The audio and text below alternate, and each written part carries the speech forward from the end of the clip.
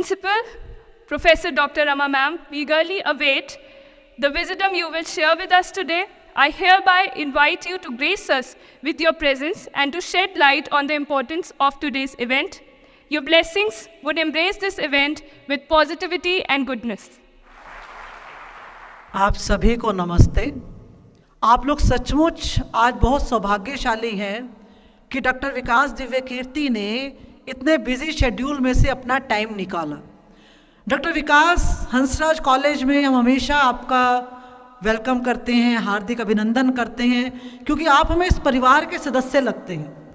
आप विकास जी को सुनते हैं और इनके मोटिवेशनल लेक्चर्स की आप वीडियो भी सुनते होंगे, लेकिन आप में से कितने बच्चों ने 12th फेल मूवी देखी है? कितने बच्चों ने देखी है? देखिए, आपकी भूमिका देखकर और फिर मैंने डॉक्टर विकास से कहा, बल्कि आज आप सारे स्टूडेंट से कह रही हैं, उसमें हमने इनकी भूमिका देखी। अब हम उस दिन का इंतजार कर रहे हैं जब आप में से कोई विद्यार्थी आगे आए और डॉक्टर विकास दिव्य कीर्ति पर एक मूवी बनाए। वो बहुत जल्दी बनेगी। तो इसी आशा और विश्वास के साथ डॉक्टर विकास, आपका हंसराज कॉलेज में बहुत बहुत अभिनंदन। ईश्वर आपको इसी तरह से हमेशा उत्साह दे, आपको ऊर्जा दे और आप हंसराज कॉलेज में इसी तरह से आते रहें। बहुत बहुत धन्यवाद। नमस्ते। आपने विकास सर को कई बार यूपीएससी पे चर्चा करते देखा होगा, सुना होगा, किंतु आज का विषय थोड़ा अलग है। हमें अपने पिछले कल को भूलकर एक बेहतर भविष्य की ओर आगे बढ़ना चाहिए। मैं विकास सर को इस मंच पर आमंत्रित करना चाहूँगी कि वो इस कथित विषय पर अपने विचार प्रदर्शित करें और हमारा मार्गदर्शन करें।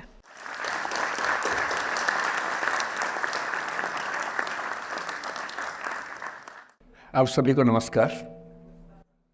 सबसे पहले मैं अपनी वरिष्ठ साथी रमा जी को धन्यवाद करूंगा।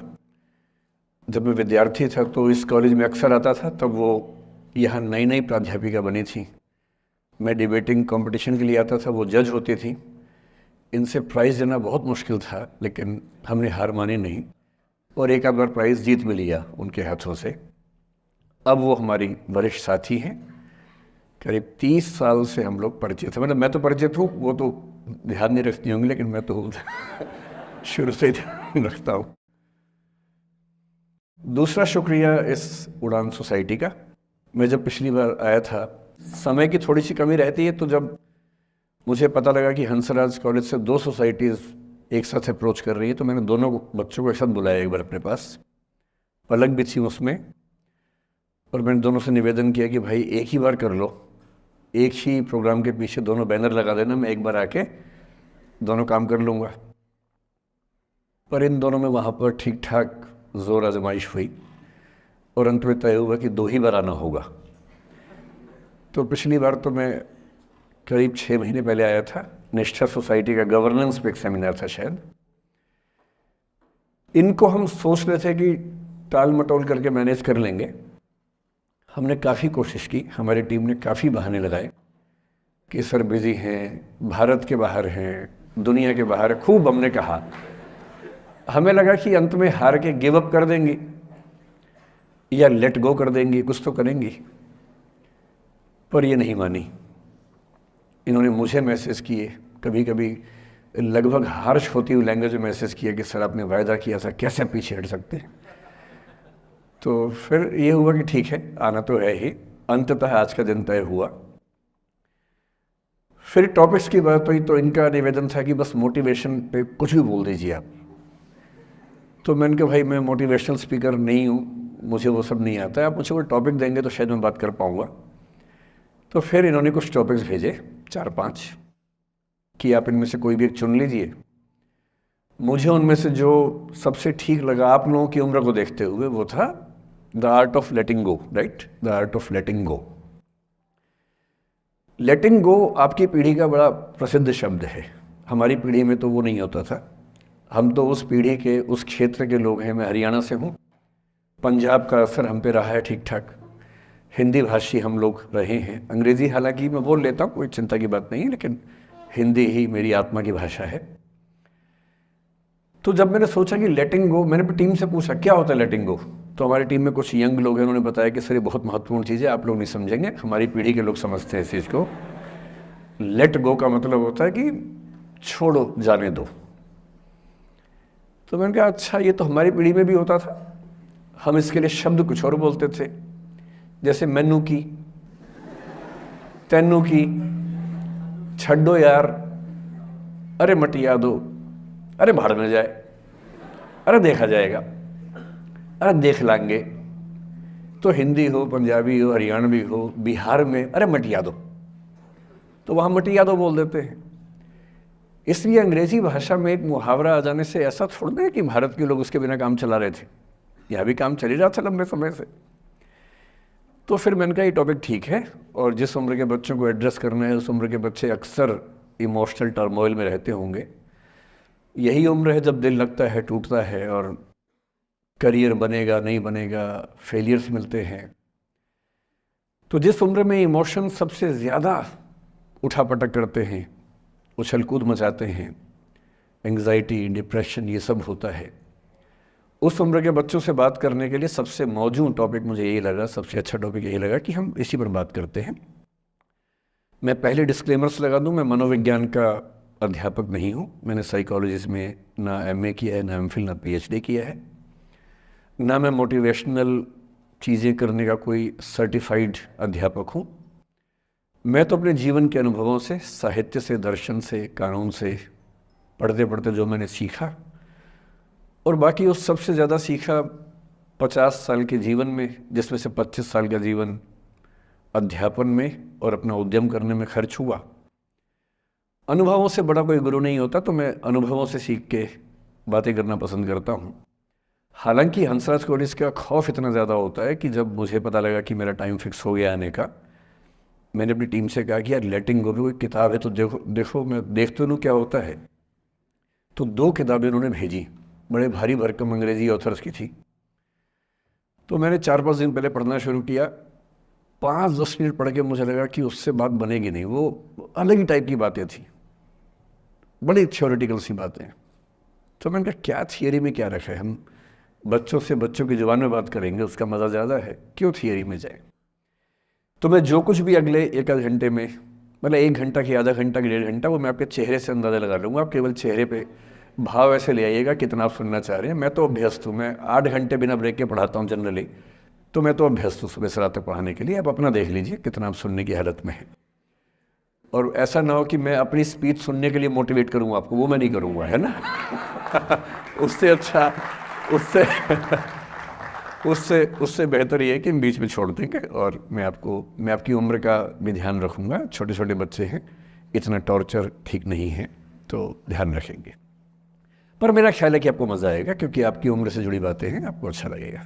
मैं सबसे पहले 2 शब्दों में अंतर स्पष्ट करना चाहता हूँ। एक शब्द है गिव अप करना, एक है लेट गो करना। कभी कभी लगता है कि दोनों बातें एक जैसी हैं, पर दोनों बातें एक जैसी हैं नहीं। गिव अप करने का मतलब होता है हार मान लेना। मसलन आप कुछ कोशिश कर रहे हैं, जैसे मैं इसी एग्जांपल से बात करता हूँ। पलक ने कोशिश की कि मैं यहाँ पर आ जाऊँ, कोशिश की, और मैं ये नहीं कहना चाह रहा कि मैं बहुत व्यस्त आदमी हूँ, लेकिन हाँ व्यस्तताएं रहती हैं। मैं आजकल अवॉइड करता हूँ कि कहीं जाऊँ, क्योंकि पता नहीं पिछले 3 साल में ऐसा क्या हुआ, इन्विटेशंस इतने मुझे आने लग गए हैं। मैं 25 साल से पढ़ा रहा था, कोई पूछता भी नहीं था मुझे। ये कोविड में यूट्यूब में पता नहीं क्या हुआ है, अब पता नहीं कहाँ कहाँ से इन्विटेशन आते हैं। कुछ तो ऐसी जगह से आते हैं जिससे कोई दूर दूर तक मेरा संबंध ही नहीं है। कोई बड़ी कंपनी है, उस कंपनी का इन हाउस प्रोग्राम है, कह रहे हैं वहाँ के मोटिवेट कर। तो मैंने कहा यार मैं कैसे मोटिवेट कर दूँ मैं तो फिर अब हमने पॉलिसी बनाई है कि जितना कम हो सके उतना कम जाएं। रमा जी का आदेश तो मेरे सर माथे पर है, मेरी सीनियर है, मैं उनको मना नहीं कर सकता हूँ, लेकिन जनरली मैं कोशिश करता हूँ कि ना जाऊँ। अच्छा, मना करना ख़राब लगता है, तो हम क्या करते हैं कि धैर्य की परीक्षा लेते हैं। जैसे इनके लिए हमने सिंपल पॉलिसी है कि जब कोई बच्चा कहे आने के लिए, उसको बोलो कि सर 3 महीने फ्री नहीं है, 6 महीने फ्री नहीं है, 1 साल चंद्रमा पर गए हुए हैं, कुछ ऐसा वैसा बोल के टालो, किसी का दिल भी ना दुखे और मैं भी अपना समय बचा लूँ। तो हमने इनको बहुत परेशान किया। 3 बार 4, मतलब किया तो मेरी टीम के मेंबर ने, पर मेरे निर्देश पे किया, तो आप उनको मत कुछ कहिएगा, मैंने कहा था। तो 3 बार 4 बार 5 बार टाला, नहीं हो पाएगा, कोशिश करेंगे, अच्छा देखते हैं, नहीं हो पा रहा है, ऐसे करके। अब इनके सामने 2 ऑप्शंस थे। एक ऑप्शन ये था कि हार मान लेती और अंत में बोलती कि चलिए कोई बात नहीं, दुख हो रहा है हमें, ये होता है गिव अप करना। एक दूसरा चांस भी होता है, दूसरा स्टैंड भी होता है कि कोई चीज़ आप हासिल करना चाह रहे हैं, आपको नहीं मिल रही। मसलन ये मुझे बुलाना चाह रही है, मैं नहीं आ रहा, मैं बिना बात के भाव खा रहा हूँ, नहीं आ रहा हूँ। और एक समय के बाद ये इस मूड में आ जाती कि भाड़ में जाओ, नहीं यार तो भाड़ में जाओ, तुम जैसे बहुत देखे हैं, एक ढूंढेंगे 100 मिल जाएंगे तुम्हारे जैसे, क्या समझते हो अपने आप को। और फिर मैं कहता मैं आना चाहता हूँ, कहते नहीं हम नहीं बुलाएंगे आपको। ये होता है लेट गो करना। क्यों किसी को इतना भाव देना है भाई? अगर कोई चीज़ नहीं हासिल हो रही तो भाड़ में जाए। क्यों किसी के लिए फ्रस्ट्रेशन झेलनी है, क्यों परेशान होना है? गिव अप करने में और लेट गो करने में इतना ही अंतर है कि आपने हार मान ली या आपने जेहन से निकाल दिया, दिमाग से ही निकाल दिया। किसी चीज़ को दिमाग से निकाल देना लेट गो करना है। किसी चीज़ के लिए कोशिश करते करते हार मान लेना और उस हार की फ्रस्ट्रेशन के साथ जीना गिव अप करना है। मुझे खुशी है कि आपकी मोटिवेशनल सोसाइटी के मेंबर्स कम से कम गिव अप नहीं करते। अच्छा वो लेट गो भी नहीं किया मुझे, वरना मेरा सम्मान बच गया। और ये अच्छा है कि इसी विषय पर हम बात करना चाह रहे हैं। मैंने इस बीच में ये भी सीखा कि आपकी उम्र के बच्चों को कुछ भी बताने का सबसे अच्छा तरीका है कहानियाँ सुनाना। और आपकी उम्र की बात नहीं है, लिंक्डइन पर आप भी शायद होंगे, मैं भी वहाँ पर हूँ, जो प्रोफेशनल्स का प्लेटफॉर्म सबसे अच्छा माना जाता है। मैंने देखा कि आजकल जो बड़ी बड़ी कंपनियों के सीईओ हैं या सीएक्सओस कहते हैं, सीएफओ है, सीटीओ है या सीएचआरओ है, जो चीफ ऑफिसर्स होते हैं किसी कंपनी के, उनके लिए स्पेशल कोर्सेज चलते हैं स्टोरी टेलिंग के। और उसमें मान लिया गया है कि अगर आप किसी कंपनी के सीईओ बनना चाहते हैं तो बेसिकली जो स्किल आपको आनी चाहिए वो स्टोरी टेलिंग की आनी चाहिए। आप कहानी सुना सकते हो। मैं सच्ची कहानियाँ सुनाना पसंद करता हूँ, झूठ बोलने से बचता हूँ। मैं आपको 3-4 छोटी छोटी कहानियाँ सुना रहा हूँ। ये सारी कहानियाँ सच्ची हैं, 1% सच्ची हैं, पर मैं किसी का नाम नहीं लूँगा। जिनकी कहानी है उनका नाम नहीं लूँगा, उनकी प्राइवेसी का मामला है। पर हाँ, सच्ची कहानियाँ हैं। अच्छी बात है कि इन कहानियों के किरदार हम लोग नहीं बने, ईश्वर करे हम कभी ना बने, लेकिन कहानियाँ सच्ची हैं। जब मैं दिल्ली आया था 1990 में, मैं हरियाणा के एक शहर से, भिवानी से दिल्ली आया था पढ़ने के लिए। मेरे ड्रीम कॉलेज में हंसराज भी एक था, पर मेरा संयुक्त से मेरा एडमिशन जाकिर हुसैन में हुआ। मेरे अंक ठीक थे, यहाँ हो सकता था, पर मैं तो नई दिल्ली स्टेशन पे उतरा, बाहर निकला, पता लगा वहीं एक कॉलेज है, वहीं एडमिशन ले लिया मैंने। तो लोगों ने कहा कि यार कैंपस बड़ा अच्छा होता है। मैंने कहा क्या फ़र्क पड़ता है, कॉलेज कॉलेज होता है, छड्डो, यही छड्डो में सिखाने आया हूँ आप लोगों को। ठीक है, स्टेशन से निकले वहीं कॉलेज है, मैंने घर जाना होगा तो आराम से कॉलेज से निकल जाएंगे, क्या रखा है कैंपस में। पर मेरा एक दोस्त जो मेरे साथ ही आया था उसी शहर से, उसने एडमिशन हंसराज कॉलेज में लिया। मैं और वो स्कूल के डिबेटर्स थे। डिबेटिंग में हम लोग स्कूल टाइम से काफ़ी एक्टिव थे। डीयू में आए तो यहाँ भी एक्टिव रहे। डीयू में मैंने करीब 5 साल डिबेटिंग की और मेरा ख्याल है कि लगभग 300-400 डिबेट्स मैंने जीती होंगी डीयू में, कुछ हरी भी होंगी, लेकिन मैंने खूब डिबेट, वो मेरा दरअसल दाना पानी था, रोजी रोटी मेरी वही थी कॉलेज के दिनों में। घर से पैसे मैं लेता नहीं था, मिलते भी नहीं थे, देना क्या था, मतलब ऐसी स्थिति भी नहीं थी उस समय मेरे घर में कि मिल सके। तो डिबेटिंग मेरा रोज़गार था, एम्प्लॉयमेंट था, मेरा उससे काम चल जाता था आराम से। उसका भी चल जाता था, वो हंसराज से था, मैं जाकिर हुसैन से था। हम खूब डिबेट्स में मिलते थे। अक्सर ट्रॉफी या तो हम जीते थे या वो जीतता था, कोई भी जीते रूम पे ही आती थी क्योंकि हम रूममेट्स थे, एक साथ ही रहते थे। वो मुझसे योग्यताओं के मामले में 21 था, बल्कि अगर वो 21 था तो मैं 15 ही रहा हूँगा या 12 रहा हूँगा, 22 या 21 तो नहीं रहा हूँगा। मुझसे बेहतर था योग्यताओं में, बड़ा अच्छा व्यक्ति था। ग्रेजुएशन के बाद मैंने एमए हिंदी साहित्य में एडमिशन लिया, जबकि बीए ऑनर्स हिस्ट्री में किया था मैंने। उसने तय किया कि वो कुछ और करेगा, प्रोफेशनल कोर्स करेगा, नौकरी करेगा। तो वो चला गया दिल्ली से, मैं दिल्ली में रहा। फिर मैं एमए के बाद तैयारी करने लगा यूपीएससी की। तब तक मैं यूजीसी जेआरएफ कर चुका था। पहला अटेम्प्ट दिया, प्रीलिम्स हो गया। मेंस मेरा 96 के मेंस की बात कर रहा हूँ, मेंस शुरू होने वाला था, 2 दिन रह गए थे। करीब 10 दिन पहले वो मेरे पास आया हुआ था दिल्ली में, मिलजुल के अच्छे से बात करके गया था।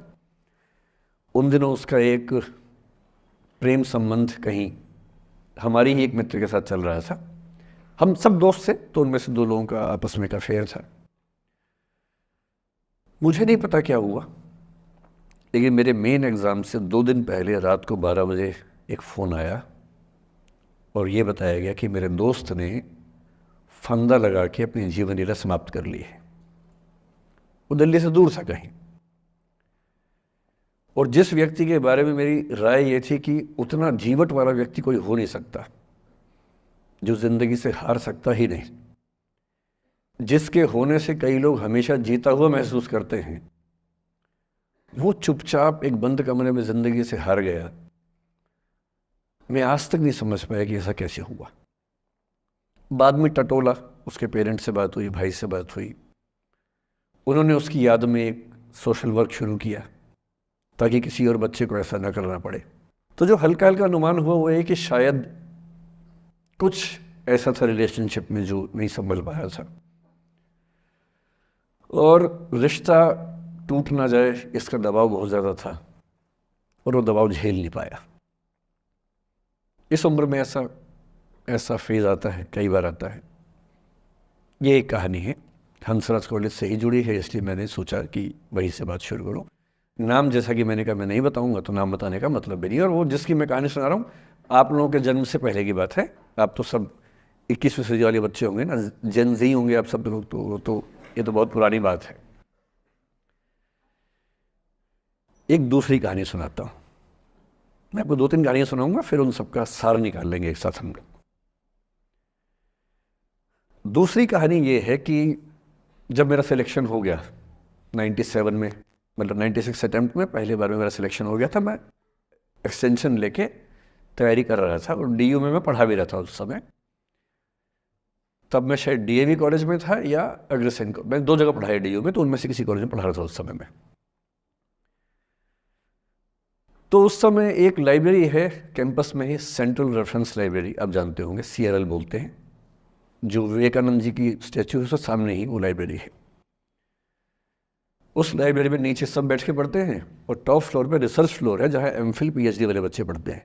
मैं उस समय शायद PhD कर रहा था या MPhil खत्म हुई थी, वहीं बैठता था, पढ़ता था रोज़। कई दोस्त पढ़ते थे हम लोग वहाँ। हम सुबह 8 बजे लाइब्रेरी खुलते ही वहाँ घुसते थे, रात को 1 बजे निकलते थे लाइब्रेरी बंद होने के समय। तो वहाँ एक छत थी, छत पे छोटी सी कैंटीन थी जहाँ हम लोग जब बोर होते थे दिन में 3-4 बार जाके चाय पीते थे। चाय पी ली, बिस्किट खा लिया, थोड़ी गप्पे मार ली, वो सब वहाँ करते थे। तो वहाँ मेरे बहुत सारे दोस्त थे, उनमें से कई लोग अब बहुत सीनियर सिविल सर्वेंट्स हैं, कुछ लोग प्रोफेसर्स हैं डीयू में। 2 बच्चे थे मुझसे जूनियर, 3-4 साल जूनियर थे, बड़े प्यारे बच्चे थे।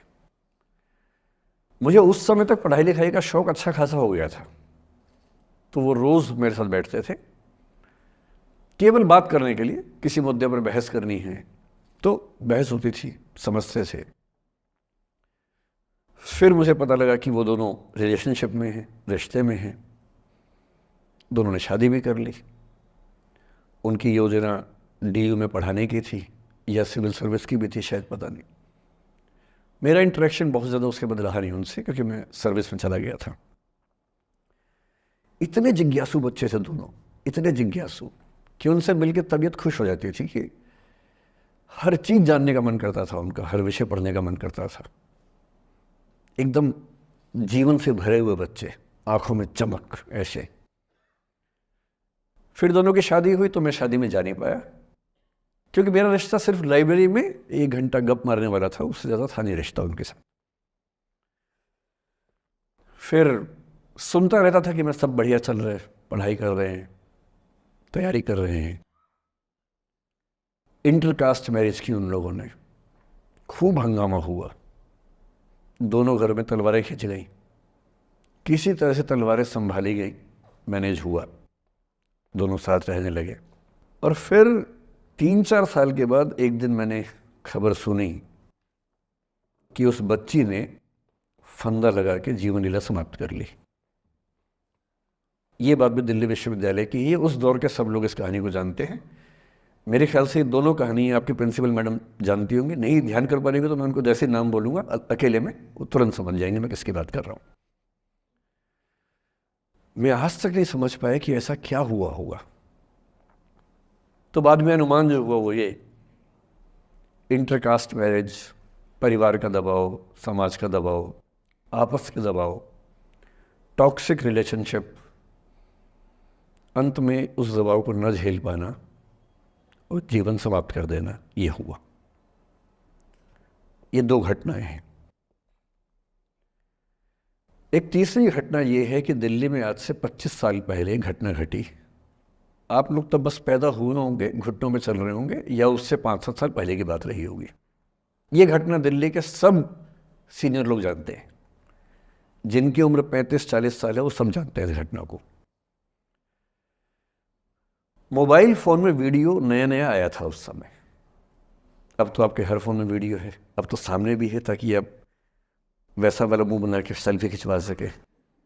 पाउट बोलते हैं ना, मैं उसको देसी भाषा में सूअर जैसा मुंह बोलता हूँ, और वैसा ही बनता भी है, क्यूट क्यूट सा सूअर जैसा मुंह बना के लोग सेल्फी खिंचवाते हैं, उसको बोलते हैं पाउट।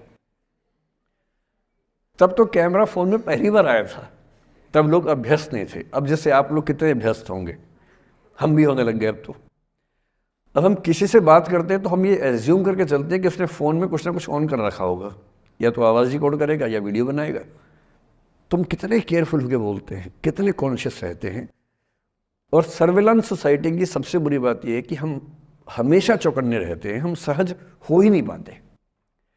सहज रूप से 2 लोग बात कर लें, हो ही नहीं पाता। तो मैं तो अपने ऑफिस में कई बार ऐसा करता हूँ, जब हम 3-4 लोग बैठते हैं इनफॉर्मल बातचीत के लिए, हम सब अपना अपना फ़ोन कमरे के बाहर छोड़ के आ जाते हैं, फिर 2 घंटे बात करते हैं, इस भय से मुक्त होके कि कहीं कोई रिकॉर्ड तो नहीं कर रहा। ये हालत है आज की। उस ज़माने में तो फ़ोन थे। मोबाइल फ़ोन आया था भारत में लगभग 1995 के आसपास पहली बार। बड़ा महंगा था, 16 रुपये प्रति मिनट इनकमिंग, 16 रुपये प्रति मिनट आउटगोइंग, ये रेट से उस समय। और फ़ोन वो थे जिनसे आप कील भी ठोक सकते हैं, वैसे वाले फ़ोन थे, बटन वाले फ़ोन थे। नोकिया एक कंपनी थी, उसके फ़ोन हुआ करते थे। उसके 4-5 साल के बाद क्या हुआ, पहली बार किसी कंपनी ने फ़ोन में कैमरा लगा दिया। ये बात उस समय के लोग नहीं समझते थे। जब भी नई तकनीक आती है उसको समझने में टाइम लगता है। जो पहले समझते हैं फ़ायदा उठा लेते हैं, जो थोड़ा लेट समझते हैं वो उसका नुकसान उठाते हैं। उस समय दिल्ली के एक प्रसिद्ध स्कूल में 11वीं-12वीं क्लास के 2 बच्चों में आपस में कोई रिलेशनशिप रही होगी। वो दोनों किसी ऐसी सिचुएशन में थे जो सिचुएशन बहुत ही प्राइवेट किस्म की थी, बहुत निजी किस्म की थी, जिसको पब्लिक नहीं कर सकते। कुछ फिजिकल रिलेशनशिप जैसा मामला था। उस दुष्ट लड़के ने लड़कों के इतिहास को कलंकित, लड़कों का इतिहास वैसे भी कलंकित ज़्यादा है, उसे और कलंकित करते हुए उस पूरे सिचुएशन का वीडियो बना लिया। ऐसे मामलों में दुर्भाग्य है, मैं लड़का हूं इसलिए लड़के पवित्र थोड़ा ना हो जाएंगे। लड़का है, इतिहास कलंकित तो है, उसका वीडियो बना लिया और दुष्टता का चरम स्तर निभाते हुए वो वीडियो अपने एक दोस्त को शेयर कर दिया। ये कहे कि किसी और को दिखाना मत, जैसा कि होता है अफवाहों की दुनिया में। हर अफवाह एक व्यक्ति एक को ही बताता है, ये कह के किसी और को मत बताना, और अगला व्यक्ति भी अगले को यही कह के बोलता है किसी और को मत बताना। और इस तरह से पूरे शहर को खबर होती है और सबको लगता है कि सिर्फ मुझे पता है। वो वीडियो फैल गया। नए नए फ़ोन आए थे, पर वो फ़ोन कम लोगों के पास थे, कैमरे वाले फ़ोन। तो फ़ोन से कितना फैलता, ज़्यादा नहीं फैला। लेकिन उस समय दिल्ली की एक कुख्यात मार्केट हुआ करती थी, पालिका बाज़ार, अभी भी है, पर तब वो कुछ और कामों के लिए कुख्यात हुआ करती थी। अब तो कपड़े मिलते हैं, तब कपड़ों के साथ कई चीज़ें और मिलती थी वहाँ। जैसे गंदी फिल्मों की सीडी चाहिए हो तो वहाँ मिलती थी, ग्रे मार्केट में चोरी छिपे। इस वीडियो को सीडी में कन्वर्ट करके लोगों ने वहां से खरीदा, लाखों करोड़ों की संख्या में। नए नए टेलीविज़न चैनल प्राइवेट आए थे और प्राइवेट टीवी चैनल को खबरों की भूख इतनी होती है कि वो खबर के लिए जान दे सकता है और जान ले भी सकता है किसी की। 24 घंटे इस खबर पे, इस चीज़ पर खबरें चल रही थी सारे चैनल्स में कि ये वो लड़का है जिसने ऐसा किया, ये वो लड़की है, ये वो स्कूल है, इस स्कूल की प्रिंसिपल से बात करेंगे, इससे बात करेंगे। वो जो बच्ची थी जिसकी इसमें कोई गलती नहीं थी सिवाय इसके कि वो किसी एक लड़के से प्रेम करती थी, जो कि उस उम्र में बच्चे कर बैठते हैं। इसके लिए बहुत चिल्लपौनी मचानी चाहिए। अब बच्चों को आप हर बात पे अपराधी नहीं मान सकते। उस बच्चे की गलती सिर्फ इतनी थी कि उसने अपने दोस्त पे भरोसा किया जो भरोसे के लायक था नहीं। वो नीच किस्म का व्यक्ति था जिसने उस संबंध की गरिमा को समझा नहीं। उस बच्ची के घर के बाहर 24 घंटे न्यूज़ चैनल से कैमरे खड़े रहे। घर से कोई भी निकले 50 कैमरे पीछे, आप बताइए आपकी बेटी कैसी है, आप बताइए आपकी बहन कैसी है। अंत में उस पिता ने अपनी बच्ची को इस देश से बाहर भेज दिया। उसके कुछ दिन बाद की जो खबर टीवी चैनल से नहीं दिखाई, उसके पिता ने आत्महत्या कर ली। ये तीसरा इंसिडेंस है। ये सारी खबरें सच्ची बता रहा हूं मैं, इनमें से एक भी झूठ नहीं है। झूठी कहानियों से मोटिवेशन दिया जा सकता है, मैं जानता हूं, पर जब सच्ची कहानियां हैं तो मैं झूठ क्यों बोलूं? सारी सच्ची कहानियां बता रहा हूं मैं आपको। एक चौथी कहानी जो आप में से कई लोगों की होगी। मेरा एक स्टूडेंट है, सिविल सर्वेंट है, सीनियर लेवल पे है, करीब 40 साल का है। उसने आज तक शादी नहीं की। क्या उसकी शादी करने की इच्छा नहीं थी? पूरी इच्छा थी। फिर क्यों शादी नहीं की? भाई कुछ लोग तो होते हैं कि शादी करनी ही नहीं, कोई मिशन है। योगी जी हैं, मोदी जी हैं, ठीक है, उनका तो मिशन है। ममता जी है, उनका मिशन है। पर जिसका जीवन में ऐसा कोई मिशन नहीं है और जिसको प्रेम करने का मन भी करता हो, वो तो शादी करता है आमतौर पे। उसने शादी क्यों नहीं की जानते हैं? जब वो 25-26 की उम्र में था, जब वो मेरा विद्यार्थी भी था, एक दिन मेरे पास आके बोला कि सर एक बात करना चाहता हूँ। मुझसे मेरे स्टूडेंट्स ऐसी बातें खूब करते हैं पर्सनली आके, अब तो मैं टाइम कम दे पाता हूँ, पहले तो ये सब होता रहता था क्लास के अलावा। एकदम रोता हुआ आया, आंखों में आंसू भरे हुए बहुत सारे। अरे क्या हो गया भाई? तो फिर उसने किसी का नाम बताया कि सर वो ही मेरी स्टूडेंट थी, कि सर उसके साथ रिलेशनशिप थी, उसने धोखा दिया है मुझे। अच्छा, धोखा देने वाली कहानियाँ मुझे बहुत अपील नहीं करती। मेरा मानना है कि दोनों पक्षों की गलतियाँ होती हैं। आप केवल अपने पर्सपेक्टिव से सोच सोच के धोखा करते रहते हैं, ऐसा थोड़ा ना होता है भाई। कुछ तो मजबूरियाँ रही होंगी, कोई यूं ही बेवफा नहीं होता, कुछ तो वजह होगी ना। आप थोड़ा उसकी वजह, उसका भी तो, उसकी कहानी भी तो सुनिए। और मैं जब जब दोनों कहानियाँ सुनता हूँ मुझे लगता है कि मामला ग्रे है।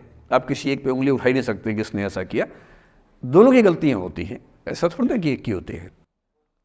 बहरहाल इन भाई साहब को ऐसा लगा कि धोखा हो गया उनके साथ, तो मैंने कहा चलो कोई बात नहीं यार, हो गया तो हो गया, तू नहीं कोई और सही, ऐसा क्या है। इतनी बड़ी दुनिया है, 8 अरब की आबादी अब है, उस समय भी 6-7 अरब तो थी। मैंने कहा 3.5 अरब 350 करोड़ में कोई तो होगी तुम्हारे लिए, ऐसा क्या है, कोई और देखेंगे। पर वो थोड़ा ज़्यादा सेंटिमेंटल था उस समय। धीरे धीरे पता नहीं उसके मन में क्या बैठ गया, उसके मन में ये बैठा कि दुनिया की सारी लड़कियां धोखेबाज होती हैं।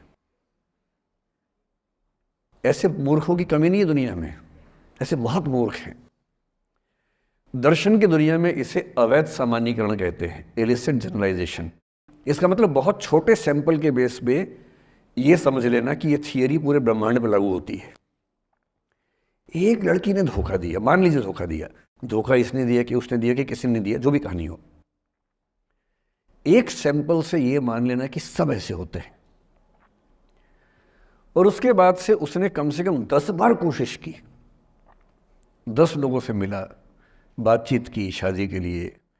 डेटिंग तो क्या करेगा 40 की उम्र में, लेकिन हाँ बातचीत करके देखा कि शायद रुचियाँ मिल जाएं, स्वभाव मिल जाए तो शादी के बारे में सोचें।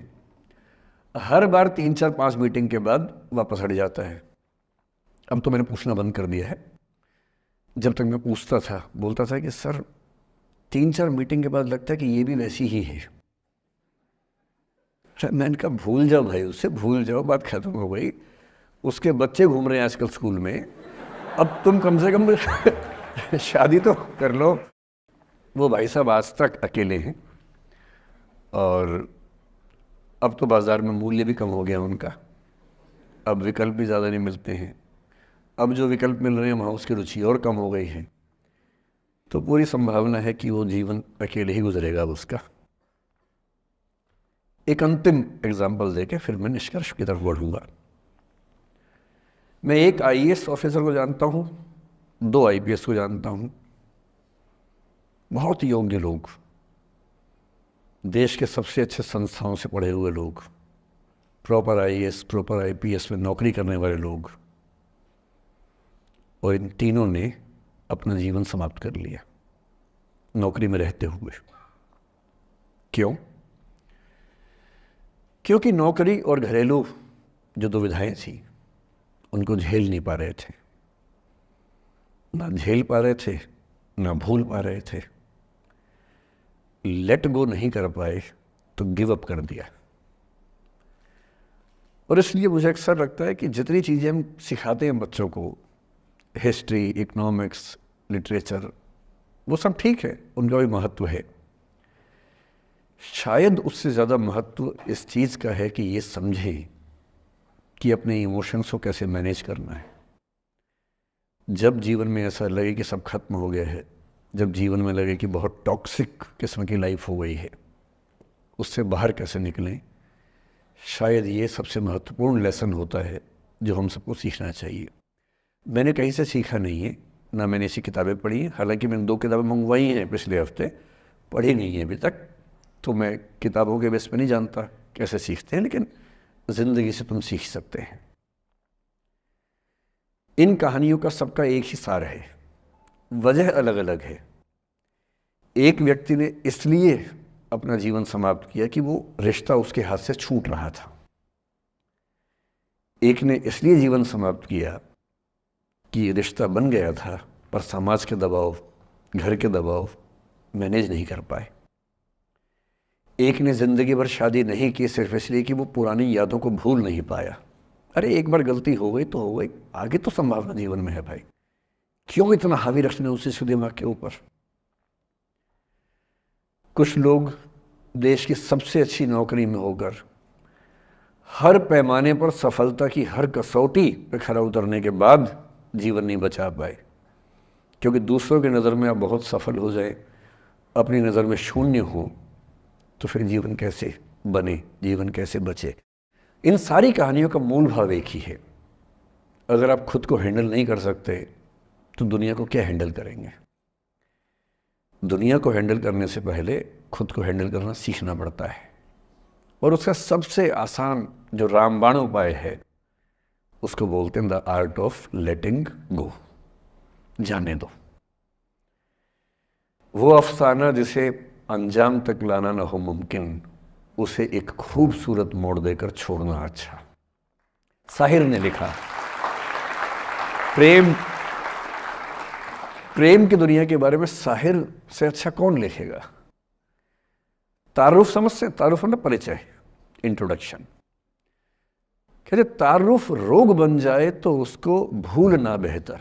अरे परिचय हुआ किसी से, आपकी भाषा में इंट्रो हुआ, यही बोलते हो ना आप लोग, इंट्रो हो गया, इंट्रो हुआ, दोस्ती हुई, बाद में लगा रहे यार ये तो ऊट पटांग आदमी है या ऊट पटांग लड़की है, छोड़ो फिर, ऐसा क्या लोड लेना है। तारुफ रोग बन जाए तो उसको भूलना बेहतर, ताल्लुक बोझ बन जाए तो उसको तोड़ना अच्छा।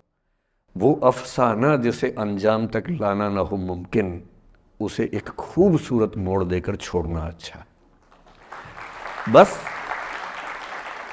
बस करना यह है कि खूबसूरत मोड़ देकर छोड़ना है, हाथ में तेजाब की बोतल लेके नहीं। और आज की पीढ़ी का ये समझना बहुत ज़रूरी है कि छोड़ना भी अच्छे तरीके से हो सकता है। तो मैं उस बात पर आऊँ उससे पहले थोड़ा संक्षेप में समझा दूँ। मुझसे कुछ बच्चों ने पूछा इस बीच में कि जितना आसानी से आप बोल रहे हैं क्या सच में इतना आसान होता है? कैसे छोड़ें उन चीज़ों को जो मन पर हावी हैं, उन इमोशंस के टर्मोइल को, उन इमोशंस की इंटेंसिटी को कैसे मैनेज करें? क्या सच में इतना आसान होता है? आसान तो नहीं होता है। मेरी उम्र में आसान है, आपकी उम्र में आसान नहीं होता है।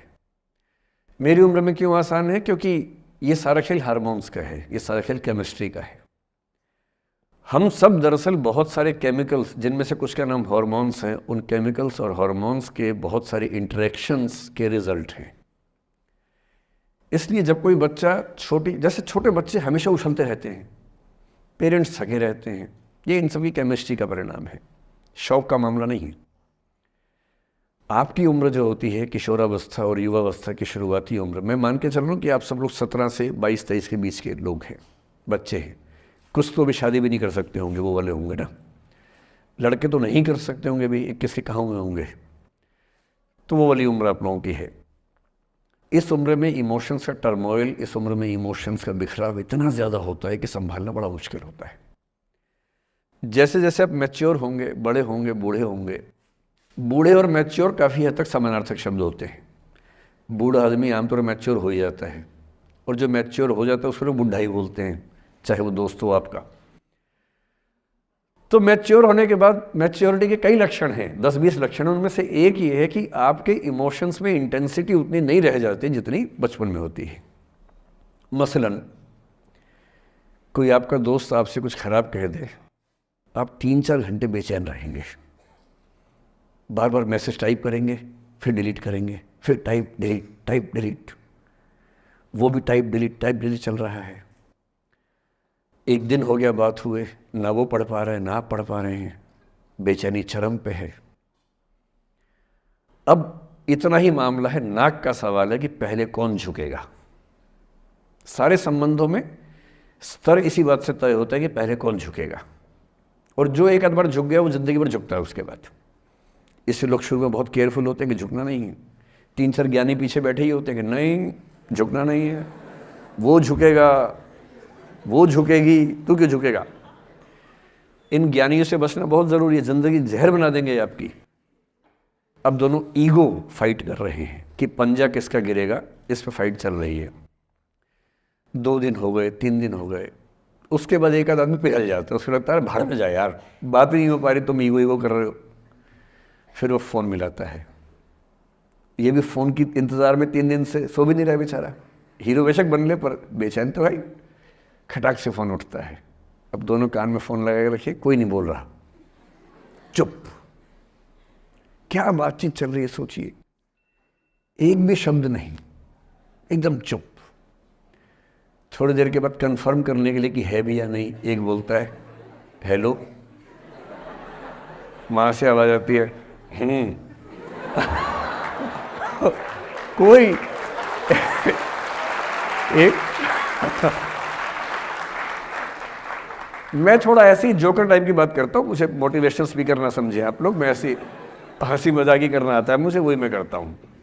लेकिन इससे आप ये ना सोचिए कि मुझे पढ़ाना नहीं आता, मैं पढ़ा भी लेता हूँ इसके लिए मुझे वो भी आता है, लेकिन अभी क्योंकि आप बच्चे छोटे हैं तो मैं आपके साथ वैसी बात ही कर रहा हूँ। अब ये सब चल रहा है।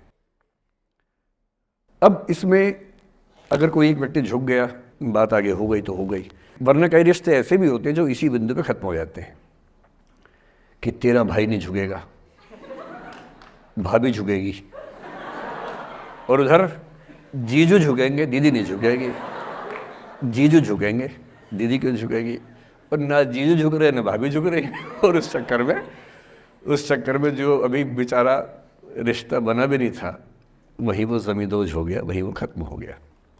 पर ठीक है, हो गया तो हो गया, भाड़ में जाए, ऐसा क्या है, डर किस बात का है इसमें। लेकिन मैं फिर भी आपसे कहूँगा, मेरी उम्र में क्या होता है, जैसे मुझे कोई फ़ोन करे कि मैं आपसे बहुत नाराज़ हूँ, तो मैं कहता हूँ अच्छा ठीक है, कल बात करेंगे। नहीं, मैं आपसे बहुत नाराज़ हूँ, मेरा दिल टूट गया है। मैं कहता हूँ देखो मुझे नींद आ रही है अभी, let me sleep, we will talk tomorrow. You just do one thing, write down all the points and we will discuss in the morning. When I come to office, you come to my cabin and we will discuss. Don't worry, I'll find out the solution for you. कह रहे हैं आप कैसी बात कर रहे हैं, मैं ना सो पा रहा हूँ ना जाग पा रहा हूँ. तो मैंने कहा दैट इज योर प्रॉब्लम. मैं तो सो भी रहा हूँ जाके, ये तो कोई दिक्कत नहीं हुई भाई. तो मैं तो ऐसा हो चुका हूँ कि दुनिया में कुछ भी हो जाए मुझे टाइम पे नींद आ जाती है. कुछ भी हो जाए, मतलब एक आध, अब जैसे मेरी माता जी की मृत्यु हुई तो मुझे नींद नहीं आई कुछ दिनों तक. ठीक बात है, नहीं आनी चाहिए उस समय. तब भी आ गई तो फिर इंसान और पत्थर में क्या अंतर बचा? सीधी सी बात है. But keeping aside those rare instances, कोई कुछ भी कर ले हमें तो बढ़िया नींद आती है. और मैं ये कहना चाह रहा हूं, मैंने ये सीखा है अपने पिताजी से, और सीख सकते हैं इसको. ये केवल तुक्के की बात नहीं है, सीख सकते हैं. मेरे जो पेरेंट्स हैं, पिताजी और माँ, वो एक अनूठा कॉम्बिनेशन है. अच्छा, किसी शादीशुदा जोड़े से अकेले में बात करके देखिए, जब वो कंफर्टेबल हो आपके साथ, आप उनको बोलिए कि मुझ में और मेरी पत्नी में, या मुझ में और मेरे पति में ज़्यादा चीज़ें मैच नहीं होती हैं. सीरियस होकर बोलना, मजाक के मूड में नहीं. सीरियस मुंह बना के बोलिए, थोड़ा भरोसे में लेके. दुनिया का हर जोड़ा आपसे बोलेगा आप में तो फिर भी कुछ मैच होता है, हम में तो कुछ मैच नहीं होता. एक भी मैच, सारे जोड़े ऐसे ही चल रहे हैं. सबको लगता है कि उसका घर बढ़िया चल रहा है, मेरा ही ठीक नहीं चल रहा, क्योंकि उसका घर आपने फेसबुक पे देखा है, अच्छी अच्छी फोटो देखी हैं. 24 घंटे में से जो 2 अच्छे मिनट आए थे, उसमें ली गई 25 फोटो में से बेस्ट फोटो फेसबुक पे आई थी. और अपने घर में आप बाकी 24 घंटे में से 2 मिनट छोड़ के बाकी देख रहे हैं. तो दूसरे का घर हमेशा अच्छा लगता है कि यार लाइफ हो तो उनके जैसी हो. तो हमारे माता पिता भी स्वभाव उनका भी थोड़ा अलग रहा, सबका है, हमारा भी है. तो मेरे पिताजी हैं मस्त मौला आदमी, जैसे कबीर दास, एकदम फक्कड़ मस्त मौला आदमी. भाड़ में जाए दुनिया, उस मूड में रहते हैं. नुकसान हो जाए भाड़ में जाए. गीता का सार उन्होंने अपने मन में बिठा लिया है. उनका बड़े से बड़ा नुकसान हो जाता है तो क्या बोलते हैं, हमारा क्या था जो लाए थे, जो लिया यहीं से लिया, जो दिया यहीं दिया, साथ लेके क्या जाना है. बात खत्म. कोई टेंशन ही नहीं उनको. और बाकी सब लोग टेंशन में कि अब क्या करें, ये हो गया वो हो गया, कैसे मैनेज करें. मेरी माँ को तनाव हो जाता था, और जब पिताजी ऐसे हो तो माँ को तनाव होगा, सीधी सी बात है. अगर माँ वैसी होती पिताजी तनाव में रहते हैं, तो सामान्य बात है. जब घर में एक व्यक्ति मस्त मौला हो तो बाकी लोग तनाव तो फिर बांटेंगे ना आपस में. वो बड़ा तनाव में रहती थी. उनको घर की चिंता, बच्चों की चिंता बहुत सताती थी. पिताजी भी चिंतित थे बच्चों को लेकर, जैसे कोई पिता होता है, पर उनकी नेचर थी कि ठीक है देख लेंगे जो होगा, अरे देख लेंगे, अरे भाड़ में जाओ. उस मूड में रहते हैं, आज भी रहते हैं. मेरी माँ 73 की उम्र से कुछ महीने पहले चल बसी, उनका जीवन समाप्त हुआ. मतलब मुझे नहीं पता कि जीवन क्यों समाप्त होता है, क्योंकि बड़े बूढ़े कहते हैं कि हर व्यक्ति के सांस का इतिहास है, सांसें लिखी हुई हैं ईश्वर ने, उतनी सांसें मिलेगी. मुझे बहुत भरोसा इस बात में है नहीं, क्योंकि भगवान ऐसा क्यों करेगा कि जापान में सांसें ज़्यादा लिखेगा और अफ्रीका में कम लिखेगा. भगवान ऐसा क्यों करेगा? और अगर सांसें पहले से लिखी हुई हैं तो हमारी जीवन प्रत्याशा क्यों बढ़ती जा रही है? अगर सांसें पहले से फिक्स हैं तो आज़ादी के समय से लेकर आज के 70 साल में जीवन प्रत्याशा लगभग 2.5-3 गुना बढ़ गई. और हम ये भी कहते हैं कि लोग खराब हैं. अगर लोग बुरे हैं तो जीवन छोटा होना चाहिए कर्मों के हिसाब से. लोग खराब हैं और जीवन बड़ा होता जा रहा है. तो मुझे उन मान्यताओं में बहुत भरोसा है नहीं कि सांसें लिखी हुई हैं. अगर सांसें लिखी होती तो मनुष्य की औसत आयु 25 साल से ऊपर नहीं होनी चाहिए थी, 25-30 मैक्सिमम. और हम 70-80 साल धूमधाम से जी रहे हैं, जिसका मतलब है कि ये भगवान से ज़्यादा इंसान ने लिखा है, मेडिकल साइंस ने लिखा है, वैज्ञानिकों ने लिखा है. और मैं ऐसा व्यक्ति हूँ, मैं बहुत धार्मिक व्यक्ति हूँ नहीं, और मैं इसको छिपाता भी नहीं हूँ. मैं बहुत छिप छिप के बहुत जी लिया. अब मैंने ठान लिया कि मैं जैसा हूँ वैसा रहूँगा. ना मुझे किसी पार्टी से मतलब है, ना किसी विचारधारा से मतलब है. मैं विचार वाला आदमी हूँ, धारा वाला नहीं हूँ. जिसको धारा में बहना है बहे. हम तो अकेले चलेंगे, विचार के साथ चलेंगे. जो ठीक लगता है वो बोलेंगे और वैसे ही रहेंगे. हाँ, गलत बोलने से बचता हूँ. किसी के बारे में गलत बोलना मुझे अच्छा नहीं लगता है, लेकिन जो सही लगता है वो तो बोलूँगा ना भाई. मेरे पिताजी 81 साल के हैं, अभी 81 साल के हुए कुछ दिन पहले, और एकदम मस्त मौल आदमी है, मुझसे ज़्यादा युवा हैं। मैं 50 साल का बूढ़ा हूँ, वो 81 साल के युवा हैं। उनके चेहरे की चमक, मतलब कई ट्यूबलाइट फेल है उनके सामने, ऐसी चमक चेहरे पर रहती है। क्यों रहती है? उसकी एक वजह यह कि वो रोज़ सुबह 2-3 घंटे प्राणायाम, योग, ध्यान, बहुत कुछ करते हैं। उनका भोजन इतना संतुलित है, सप्ताह में कम से कम 1 बार, कभी कभी महीने में 4 से ज़्यादा 6-7 बार उपवास करते हैं पूरा। वो सब चीज़ें उनके अभ्यास में हैं जो मेरे अभ्यास में उतनी नहीं है। मैं भी कोशिश करता हूँ पर अभी उतना सफल नहीं हो पा रहा हूँ। पर मेरी राय में उनके इस सुंदर जीवन का सबसे बड़ा राज ये क्षमता है कि वो हर चीज़ को लेट गो कर देते हैं। तनाव उनके पास आता है तो फिसल के निकल जाता साइड से, लेते ही नहीं तनाव किसी बात का। कुछ भी हो जाता है तनाव ही नहीं लेते। और मुझे लगता है कि काश ये चीज़ मेरी माँ के स्वभाव में होती, कम से कम 10 साल उनका जीवन और ज़्यादा तो होता। और मैं अपने अनुभव से बता रहा हूँ, बहुत विश्वास से बता रहा हूँ। मैं ना सोने जागने में नियमित व्यक्ति हूँ, ना मैं बहुत कसरत करता हूँ। ठीक हूँ, मतलब बुरा भी नहीं हूँ, ठीक हूँ।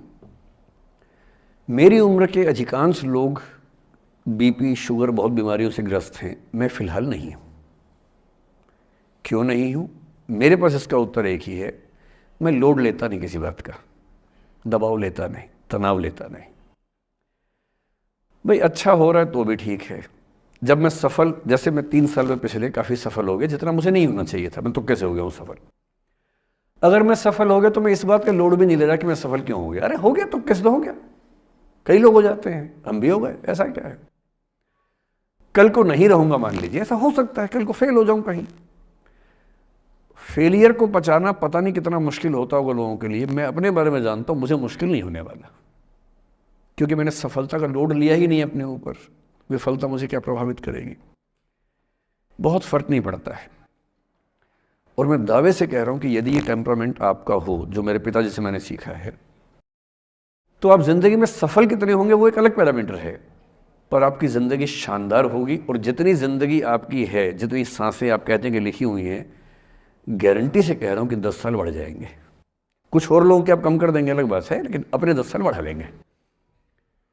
इसलिए ये सीखना बहुत ज़रूरी है कि कैसे लेट गो करना है ज़िंदगी की चीज़ों को। 3-4 प्रसंग होते हैं। एक होता है कि आप किसी को बहुत चाहते हैं पर वो आपको नहीं चाहता। आपकी उम्र में ये सब तो खेल होता है, और क्या खेल होता है। मेरे घर में 2 बच्चे हैं 17 साल के, तो मैं उनको देख के समझता रहता हूँ। वो मुझसे छुप छुप के किसी से बात करते हैं और मैं छुप छुप के सुन लेता हूँ। तो उन्हें नहीं पता, मुझे तो नाम भी पता है किससे बात करते हैं, एक आध का तो एड्रेस भी पता है मुझे।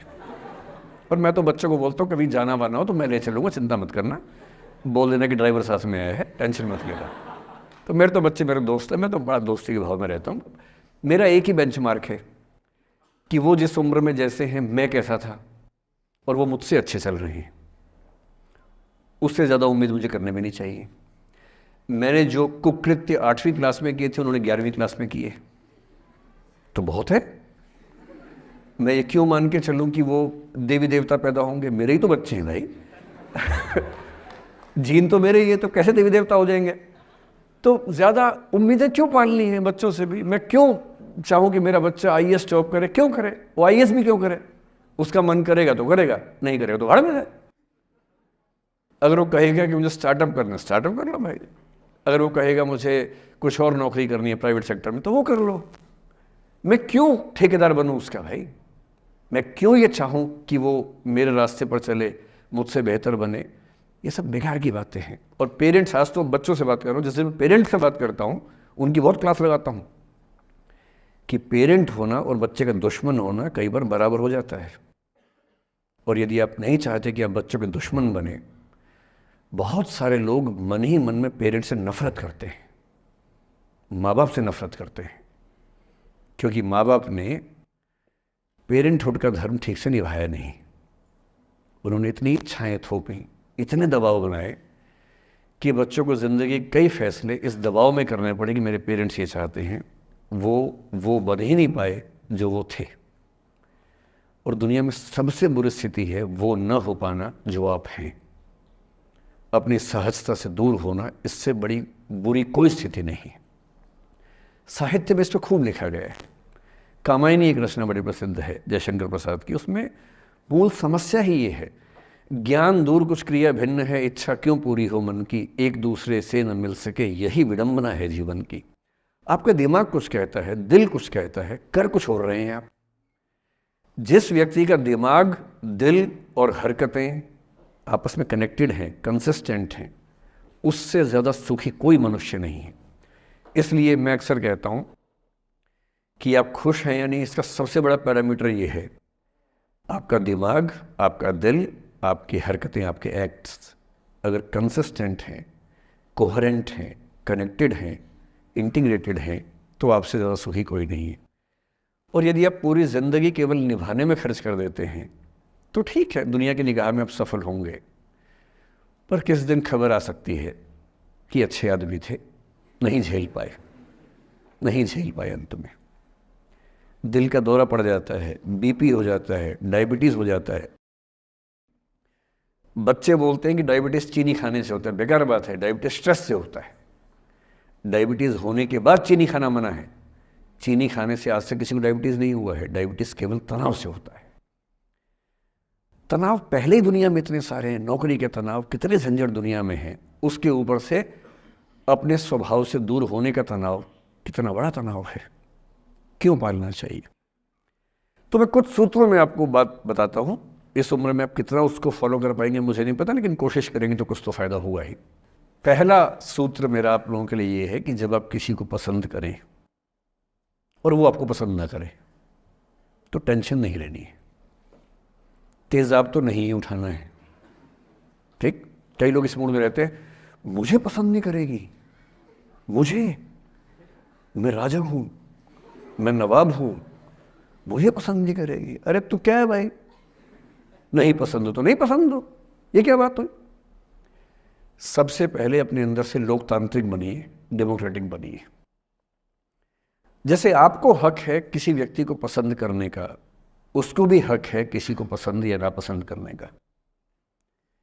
यदि कोई ऐसा व्यक्ति जिसको आप पसंद नहीं करते वो आपको प्रपोज करे तो आप उसको मना ही तो करेंगे, बस मना इज्जत से कीजिए, किसी को बेआबरू करके मत भेजिए।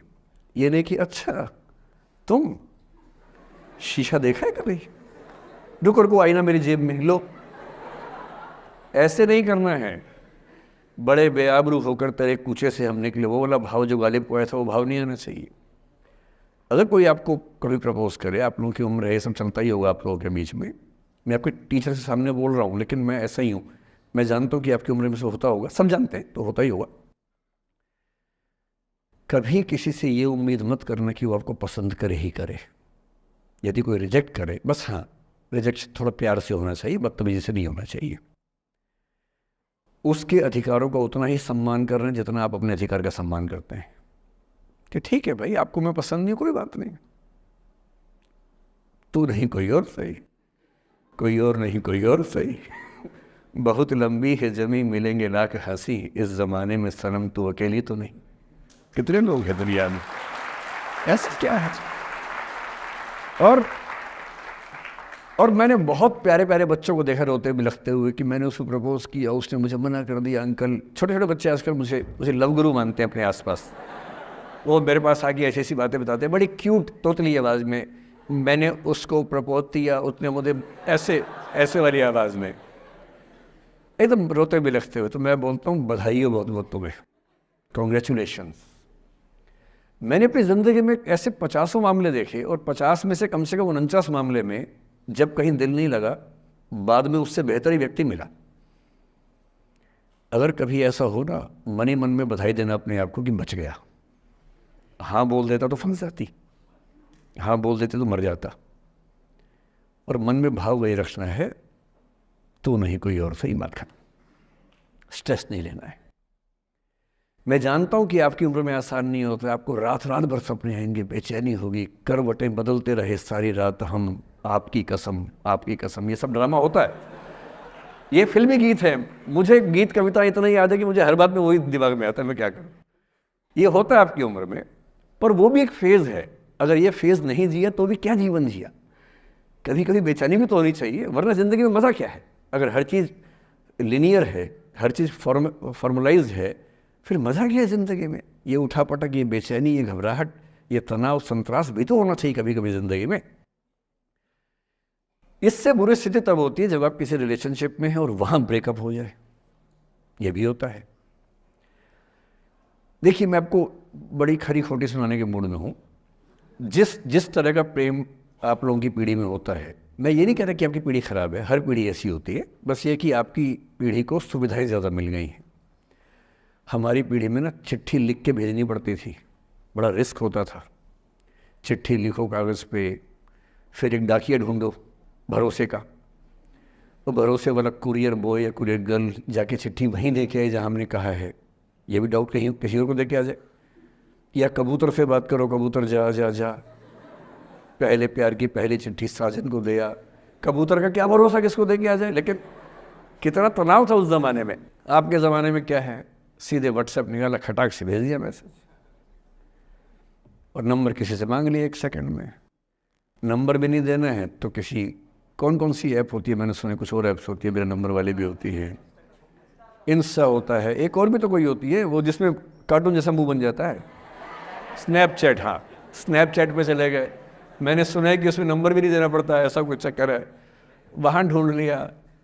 किसी को कुछ कन्वे करना इतना आसान दुनिया में कभी नहीं हुआ था जितना आज आसान है। इन सब के ऊपर टिंडर है, बम्बल है, पता नहीं क्या क्या है, राइट लेफ्ट करते जाना है, उसी में कहानी शुरू। पर ये कहानियाँ जितने हल्के तरीके से शुरू होती हैं, मैं दावे से कह रहा हूँ कि 100 में से 99 अट्रैक्शंस 1 से 2 महीने में ख़त्म हो जाते हैं। क्योंकि आप जिसके प्रति अट्रैक्टेड थे ना, वो तो उसका बाहर का परसोना था। जहाँ परिचय गहरा होता है, असलियत सामने आ जाती है, और जब असलियत सामने आती है झेलना बड़ा मुश्किल होता है। आपके सपने टूट जाते हैं। आप जिस छवि पे दीवाने हुए थे वो छवि तो सिर्फ छवि थी, वो तो इंसान नहीं था वैसा। 99% केसेस में मेरा ख्याल है कि अट्रैक्शन 1-2 महीने में समाप्त होता है। उसके बाद तो एक बोझ है जो आप ढो रहे हैं। कभी कभी होता है कि दोनों का खत्म हुआ तो बात आसान है, कभी कभी किसी एक का खत्म होता है, एक का नहीं होता है, वहाँ मामला मुश्किल हो जाता है। तो ऐसा हो सकता है आपके जीवन में कि दूसरा साथी आपका ये कहे कि भैया देखो, मैं तुम्हारे साथ कुछ महीने से हूँ, पर मुझे अब अच्छा नहीं लग रहा, मैं ब्रेकअप करना चाहता हूँ। मैं आपसे निवेदन करूँगा कि ये मान के मत चलना कि उसने आपको धोखा दिया है, क्योंकि बच्चे तुरंत उस मुद्रा में आते हैं, अच्छा अब मैं कुल्हाड़ी उठा लूँगी, अब मैं तेजाब उठा लूँगा, तूने मुझे धोखा दिया है, तूने मुझे चीट किया है, you are a cheat, you are a liar, you are a पता नहीं क्या क्या। पता इंग्लिश में गालियाँ बड़ी सुंदर देते हैं बच्चे। मैं ये कहना चाह रहा हूँ कि इस बात की संभावना मान के चलिए कि हो सकता है कि आपके साथ 2 महीने रहने के बाद सच में उसको ये लग जाए कि आपके साथ ट्यूनिंग ठीक नहीं है, या आपको लग जाए कि आपकी ट्यूनिंग उस व्यक्ति के साथ ठीक नहीं है। और किसी मुर्दा को अपने पास पकड़ के रखना उसका मज़ा नहीं है। आप किसी को बांध तो लेंगे, पर जब उसका दिल आपके पास है ही नहीं, दिल विहीन लाश अपने पास टिका के रखना, एक मुर्दे को बांध के रखना, इससे बेहतर है जाने दो। बांधना नहीं, बांधते वो हैं जिनमें असुरक्षा बहुत ज़्यादा होती है। उस असुरक्षा से बचने का उपाय खुद को बेहतर बनाना है। आप इतने बेहतर हों कि आपको चाहने के लिए हज़ारों लोग हों। क्यों आप इतना डिपेंडेंट होते हैं कि इस एक व्यक्ति के अलावा मेरा कोई है ही नहीं दुनिया में, ऐसा क्यों सोचना है। और ऐसे ही मामले में ये करना है वो अफसाना जिसे अंजाम तक लाना ना हो मुमकिन, उसे एक खूबसूरत मोड़ देकर छोड़ना अच्छा। और ये खूबसूरत मोड़ कैसे होगा? अगर कोई जाना चाह रहा है तो आपके पास 3 ऑप्शंस हैं। एक, ना उसको अच्छे से बात करे ना ख़राब से बात करे, न्यूट्रल होके जाने दे। एक, उसको धमकी दे, बर्बाद कर दूंगा, छोड़ूंगा नहीं, तो निकल के देख घर से, तेरे एड्रेस पता करवा लूँगा, मेरे साथ 50 दोस्त हैं, मेरे सारे आवारा हैं, सारे बेरोज़गार हैं, सारे कुंठित लोग हैं, सारे गुंडे मवाली हैं, उनका धंधा यही है, तेरे पीछे छोड़ दूंगा सबको। एक ही तरीका है। और तीसरा ये कि ठीक है यार, ऑल द बेस्ट, जा सिमरन जा, जी ले अपनी ज़िंदगी। अरे ठीक है, हो सकता है मैं तुझे ठीक नहीं लगा, कोई बात नहीं, लेकिन किसी से मिलो तो बढ़िया से मिलना, तेरी ज़िंदगी अच्छी हो। मैं भी ढूंढ ही लूँगा किसी न किसी को, थोड़ी हेल्प कर दी हो, कहीं इंट्रो करवा दी हो मेरी भी, लेकिन ठीक है तू भी जा। ये होता है खूबसूरत मोड़ देकर छोड़ना। अच्छा, चिपकू नहीं बनना है किसी के पीछे, ना बोरा जाना है कि तुम जाओ, मैं तो दीवाना, स्थाई दीवाना हूँ तुम्हारा। कोई जब तुम्हारा हृदय तोड़ दे, तड़पता हुआ जब तुम्हें छोड़ दे, तब तुम मेरे पास आना प्रिय, मेरा दर खुला है, खुला ही रहेगा तुम्हारे लिए। वाह। पहले के ज़माने में बेरोज़गारी का ये लक्षण था। हम जब छोटे थे ये गाने सुनते थे, हम यही सुन के बड़े हुए कि ऐसा ही करना पड़ता है शायद प्रेम में। तो हमारे स्कूल में लोगों ने इसका पैरोडी बनाई, जब कोई तुम्हारा सर फोड़ दे, तड़पता हुआ जब तुम्हें छोड़ दे, तब तुम मेरे पास आना प्रिय, ये क्लिनिक खुला है, खुला ही रहेगा तुम्हारे लिए, तो बस आ जाना। जब कोई तुमको सड़क पे छोड़ दे, गाड़ी अपनी वहाँ से मोड़ ले, तब तुम मेरे पास आना प्रिय, ये ठेला खड़ा है, खड़ा ही रहेगा तुम्हारे लिए। क्यों भाई, क्यों खड़े रहोगे, बेरोजगार हो क्या? अरे ठीक, जा सिमरन जा, जी ले, और मैं भी जा रहा हूँ जीने के लिए। ये दीवाना नहीं बनना है कि तुम मतलब मुझे ना चाहो तो कोई बात नहीं, किसी और को चाहोगी तो मुश्किल होगी। अजीब हाल है यार, तुम ठेकेदार हो कि तेरा ठेका मेरे पास है, नहीं तो किसी के पास नहीं है। अजीब हाल है। अरे ठीक है भाई, उसकी ज़िंदगी है, जीने दो उसको, क्यों किसी की ज़िंदगी में इतना हावी होने का प्रयास करना है? जब आप नहीं चाहते कि आपकी ज़िंदगी में कोई हावी हो, आप क्यों किसी की ज़िंदगी में इतने हावी होंगे? और जब बहुत दर्द हो ना, हमेशा दूसरे के पर्सपेक्टिव से भी सोच के देखिए कि उसको ऐसा क्यों करना पड़ा, क्या पता कोई मजबूरी हो, कभी कभी होती है। मैं बुद्ध की मजबूरी सोच के परेशान होता हूँ कई बार, और फिर मैं सोचता हूँ कि काश यशोधरा जैसा व्यक्तित्व सबका होता। बुद्ध की रियल कहानी क्या है शायद किसी को नहीं पता। मैं जिस कहानी की बात कर रहा हूँ, मैथिली शरण गुप्त नाम के एक बड़े प्रसिद्ध कवि ने यशोधरा नाम की पुस्तक में वो कहानी लिखी है, भूमिका में जिक्र किया।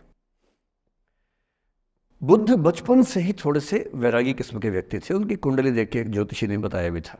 माता पिता बहुत परेशान थे, शुद्धोदन उनके पिता का नाम था।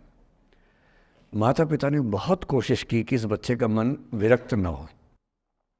अच्छा महल बनवाया, सारी सुविधाएं दी। जैसे ही बुद्ध थोड़े से किशोरावस्था में आए, उस समय की दुनिया की सबसे खूबसूरत महिला से, लड़की से, यशोधरा से उसकी शादी करवा दी। यशोधरा के पिता ने काफ़ी एग्ज़ाम लिए बुद्ध जी के, वो सारे एग्ज़ाम में पास हुए, तब जाके शादी हुई, ऐसे नहीं हुई। शादी हुई तो बुद्ध भी ठीक था, रमे रहे उस जीवन में। बेटा हुआ उनका राहुल। अब बुद्ध की विरक्ति का भाव बढ़ता जा रहा था। 29 साल की उम्र के आसपास ऐसा हुआ कि उन्होंने एक मृत व्यक्ति को देख लिया, एक बूढ़े को देखा, एक भिखारी को देखा, एक बीमार को देखा, विरक्त हो गए और उनका मन हुआ घर छोड़ दूं, ज्ञान की खोज में चला जाऊं। अब ज्ञान की खोज में जाएं, उनको पता है कि भाई मेरी पत्नी भी है, मेरा बेटा भी है, राज्य भी है, कैसे छोड़ दूं? छोड़ना जरूरी है। अंदर की आवाज है कि छोड़ो, तुम इस चीज के लिए नहीं बने हो, तुम्हारा स्वधर्म कुछ और है। बाहर की जिम्मेदारी है कि छोड़ नहीं सकते। मैं अनुमान करता हूं कि बुद्ध ने शायद अपने पिताजी से कहा हो कभी कि पिताजी मैं बहुत परेशान हूं, छोड़ना चाहता हूं। तो पिता ने समझा बुझा के मना किया होगा कि बेटा शोभा नहीं देता, ऐसा मत करो। हो सकता है पत्नी से भी बात की हो, पत्नी ने भी कहा हो कि ये क्या बात हुई, हम सबका जीवन तुम पे टिका है, बच्चा अभी बिस्तर से भी नहीं उतरा है, अभी तो चलना भी नहीं शुरू किया है, तुम ऐसी बात कर रहे हो। इसका जिक्र नहीं मिलता इतिहास में कि ये बात हुई कि नहीं हुई। और एक दिन बुद्ध ने तय किया और वो आधी रात को पत्नी और बेटे को सोता हुआ छोड़ के चले गए। इसको बौद्ध परंपरा में महाभिनिष्क्रमण कहते हैं, बुद्ध का अपने घर से निकल जाना। अब बुद्ध चले गए, लेकिन मैथिली शरण गुप्त यशोधरा के पर्सपेक्टिव से बुद्ध को देख रहे हैं। यशोधरा बहुत परेशान है, भाई पति चला गया है, बच्चे का पिता चला गया, मजाक थोड़ना है। राजा परेशान है कि उनका उत्तराधिकारी चला गया है। यशोधरा इतनी परेशान है, बहुत लंबे समय तक छंद आते रहते हैं कि वो कितनी बेचैन है, कितनी परेशान है।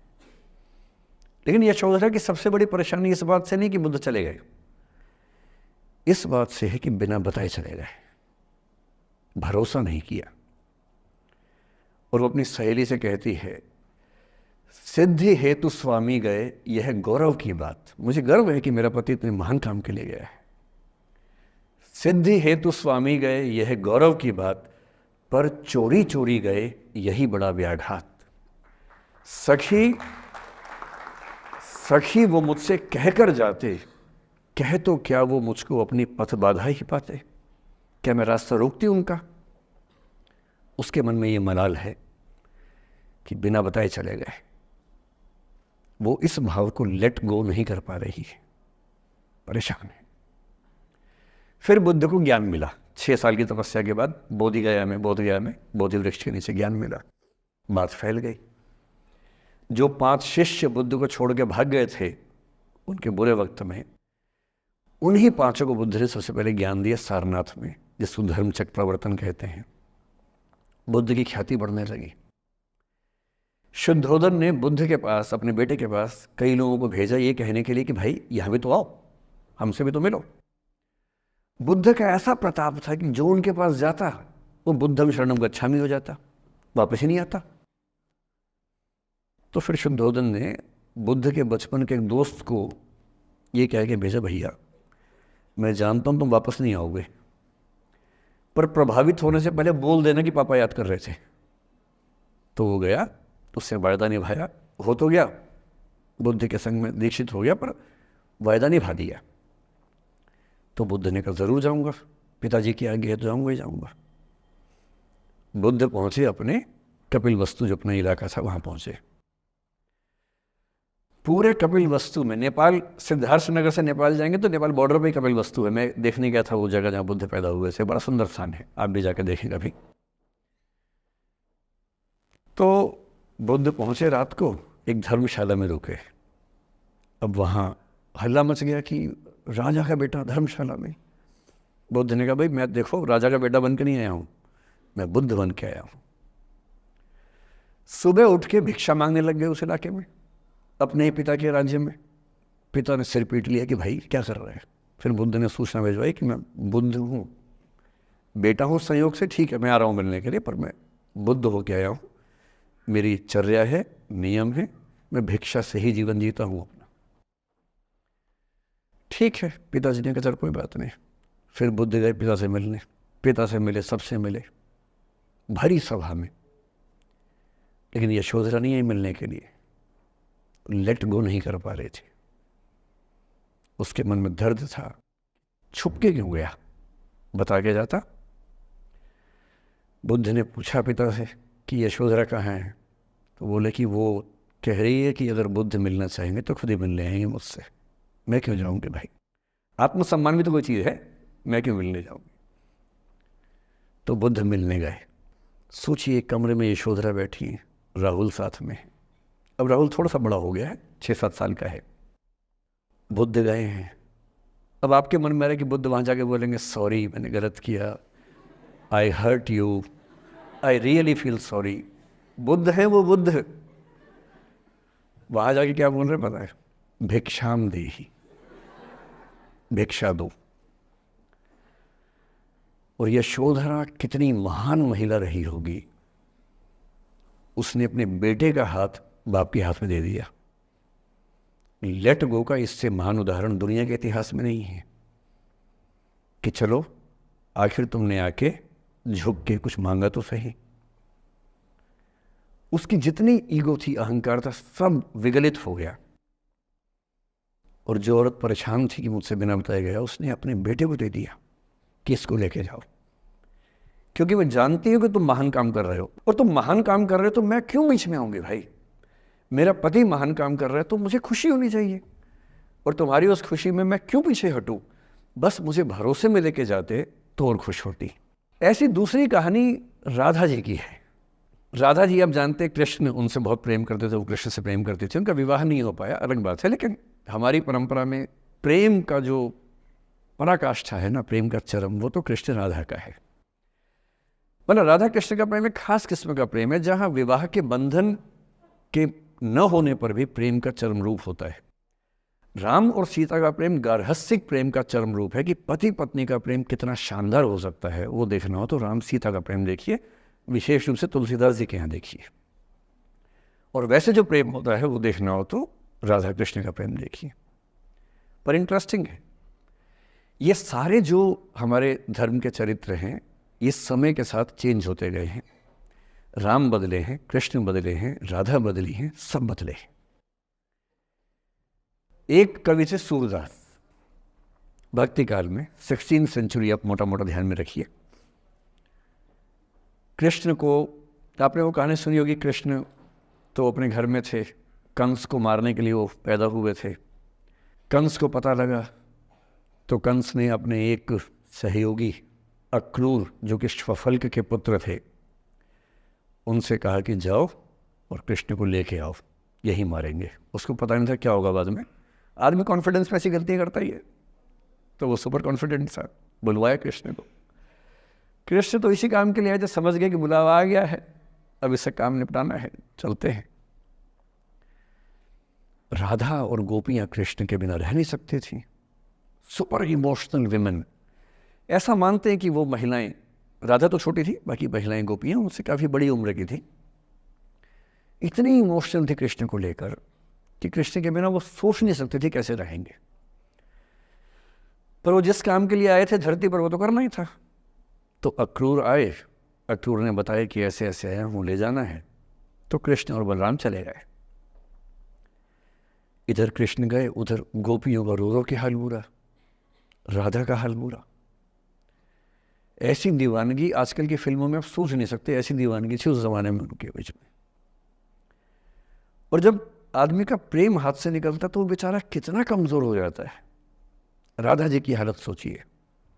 सूरदास कह रहे हैं, अति मलिन वृषभानु कुमारी, हरिश्रम जलु अंतर तन भीजे, ता लालच न धुआवती सारी।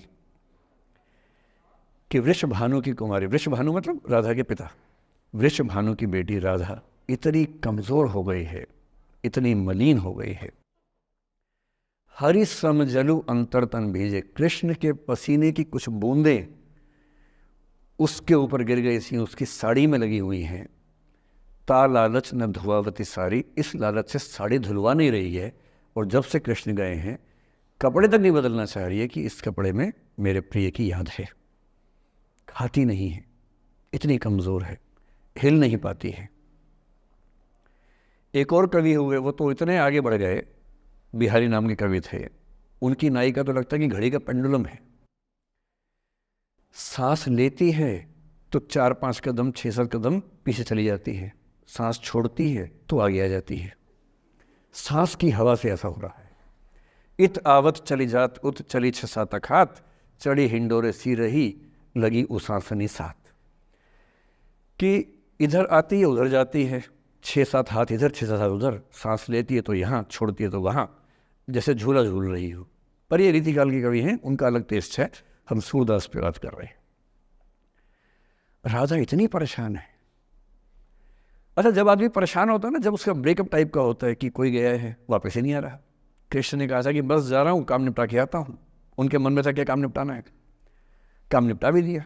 अब कंस के बाद सवाल है कि मथुरा का साम्राज्य कौन संभाले।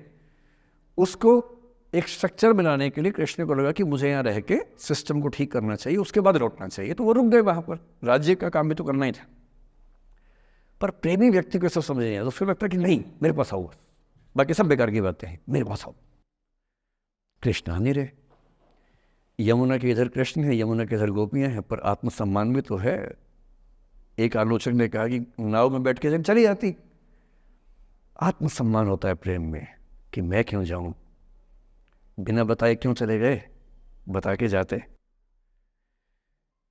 तो राधा वेट करिए। राधा के मन में क्या आ रहा है, उनको लग रहा है कि ऐसा तो नहीं कि मैंने ही कुछ गलती कर दी हो। जब कोई व्यक्ति दूर चला जाता है ना, बाकी लोग सोचते हैं कि कहीं मुझसे तो गलती नहीं हो गई। और राधा अपनी एक सहेली से बोल रही, गोपी से, मेरे मन इतनी सूल रही, एक दिवस मेरे गृह आए मैं ही मस्ती दही, देखी तिन्हें हों मान कियो सो हरि गुसा गही। पगला सी गई है, बोरा सी गई है। सहेली से क्या बोल रही है? हे सहेली, मुझे पता है क्या लग रहा है, मुझे लगता है कि मुझसे ही गलती हुई है। उसने पूछा क्या गलती हुई है? कह रही है कि एक दिन क्या हुआ, कृष्ण भगवान मेरे पास आए थे, मैं उस समय दही मथ रही थी। वो ग्वाला जीवन है ना वहाँ पर, तो वो गोपालन जीवन का काव्य है पूरा। अब वो मुझसे बात करने आए और मैंने उनसे ठीक से बात नहीं की, मैंने मान किया। मान करना मतलब जिसको आपकी भाषा बोलते हैं भाव खाना। मैंने उनसे ठीक से बात नहीं की, मुझे लगता वो नाराज़ हो गए, इसी नाराज़गी से लौट नहीं रहे। मेरे मन इतनी सूल रही, मेरे मन में कांटा चुभ रहा है। एक दिवस मेरे घर आए, अब समझ में आएगा, एक दिवस मेरे घर आए, मैं ही मथती दही, देखी तिन्हें हाँ हाँ मतलब मैं मान की योग, मैंने अहंकार दिखाया, सो हरि गुस्सा गही, गुस्सा आ गया उनको इस बात से। सूरदास की राधा मुक्त नहीं हो पा रही, लेट गो नहीं कर पा रही, वो जी नहीं सकती कृष्ण के बिना। पर फिर देखिए 300 साल बाद क्या हुआ। 300 साल बाद कमाल हुआ। 20वीं शताब्दी की शुरुआत में एक और कवि हुए, उनका नाम था अयोध्या सिंह उपाध्याय हरिऔध। हरिऔध के नाम से प्रसिद्ध है। उन्होंने एक पुस्तक लिखी प्रिय प्रवास।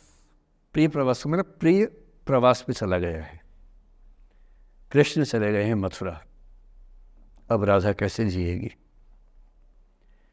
20वीं सेंचुरी की शुरुआत में फ्रीडम स्ट्रगल शुरू हो चुका है।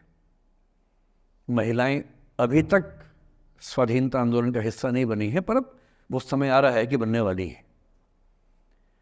और हरिऔध की राधा ने कमाल कर दिया है। गोपियां पूछती हैं कृष्ण नहीं आ रहे, अब क्या करोगी? ये राधा जी क्या बोल रही हैं? प्यारे जीवें जगहित करें, गेह चाहे ना आवे। मेरे प्रिय खूब जिए, समाज का कल्याण करें, घर बेशक ना आए, कोई दिक्कत नहीं है, मैं चाहती हूं कि समाज का भला होना चाहिए। ये वो बिंदु है जहां राधा यशोधरा बन जाती है, मैथिली संगत की यशोधरा। और जो मैं आपको समझाना चाह रहा हूं उस एग्जाम्पल से वो ये कि हो सकता है कि जिससे आप नाराज हो वो किसी बड़े काम की खोज में हो, वो किसी महानता के रास्ते पर हो। और यदि आपके जीवन में कोई व्यक्ति ऐसा है जो किसी महानता के रास्ते पे है, तो उसके रास्ते को रोकना अपने क्षुद्र हितों के लिए बहुत छोटापन है। और ऐसे मामले में एक ही बात हमें सोचनी है कि वो जिस काम के लिए बना है उसे करने दो। अपने स्वार्थ के लिए किसी को बांध के रखना, किसी को लाश बना के रखना, इसका क्या मतलब है? जाने दो, ऐसा क्या है, कुछ तो बढ़िया होगा। एक स्थिति हम में से कई लोगों की आती है कि हम एक टॉक्सिक रिलेशनशिप में होते हैं पर छोड़ नहीं सकते। ऐसे बहुत सारे पति पत्नी होते हैं। मैं अक्सर बच्चों से एक बात पूछता हूं कि आप में से कितने बच्चे वैसा ही वैवाहिक जीवन चाहते हैं जो आपके माता पिता का है? मैं आपसे पूछूंगा नहीं, आप चिंता मत कीजिए, लेकिन जब जब मैंने पूछा है मुश्किल से 1 या 2% ने हाथ खड़ा किया है।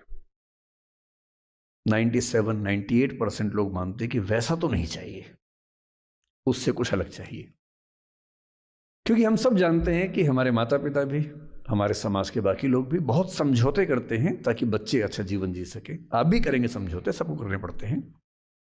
ये है कि आप समझौते शायद उतने नहीं करेंगे जितने आपके माँ बाप ने किए होंगे, उनके माँ बाप ने और ज़्यादा किए होंगे। हर पीढ़ी कम समझौते करती है, ये समाज के विकास का एक तरीका होता है। पर ऐसा होता है कि आप एक ऐसे रिश्ते में आप छोड़ भी नहीं सकते, जी नहीं पा रहे, छोड़ सकते नहीं, क्योंकि आप तो छोड़ देंगे, आपके चक्कर में कईयों की ज़िंदगी दांव पे लग जाएगी। कैसे छोड़ दें? 3 छोटे छोटे बच्चे हैं, नौकरी है नहीं, वो माँ अपने पति से रोज़ प्रताड़ना झेलती है, बुरी बातें सुनती है, उसके पास कोई सिक्योरिटी नहीं है, वो बच्चों को नहीं छोड़ सकती, बच्चों को लेके कहाँ जाएगी, क्या करे? टॉक्सिक रिश्ता है। तो ऐसे में या तो आप रिश्ता छोड़ते हैं कि हर किसी से संभव नहीं होता, पर यदि वो संभव नहीं है तो रिश्ते में रहते हुए चिंताएं छोड़ दीजिए, अपेक्षाएं छोड़ दीजिए। भाई तेरी अपनी जिंदगी, मेरी अपनी जिंदगी, एक घर में रहेंगे, पर रोज युद्ध नहीं करेंगे, बीपी नहीं बढ़ाएंगे, शुगर नहीं बढ़ाएंगे, तनाव नहीं बढ़ाएंगे। तुम्हारा अपना स्पेस, मेरा अपना स्पेस, ठीक है, एक छत के नीचे हैं, काम चला लेंगे, किसी और को नहीं बताएंगे, दुनिया के सामने अच्छी अच्छी फोटो खिंचवाते रहेंगे स्माइल कर करके चेहरा, पर कम से कम बच्चे सफ़र ना करें, परिवार सफ़र ना करे, जी लेंगे, झेल लेंगे। और ऐसे माहौल में साहिर ने जो कहा था ना, उसी कविता की कुछ पंक्तियां बड़ी महत्वपूर्ण हैं कि बर्बादियों का सोग मनाना फिजूल था, कि बर्बादियां हैं जीवन में, पर ठीक है, कितना दुख मनाएंगे, अब है तो है, क्या कर सकते हैं।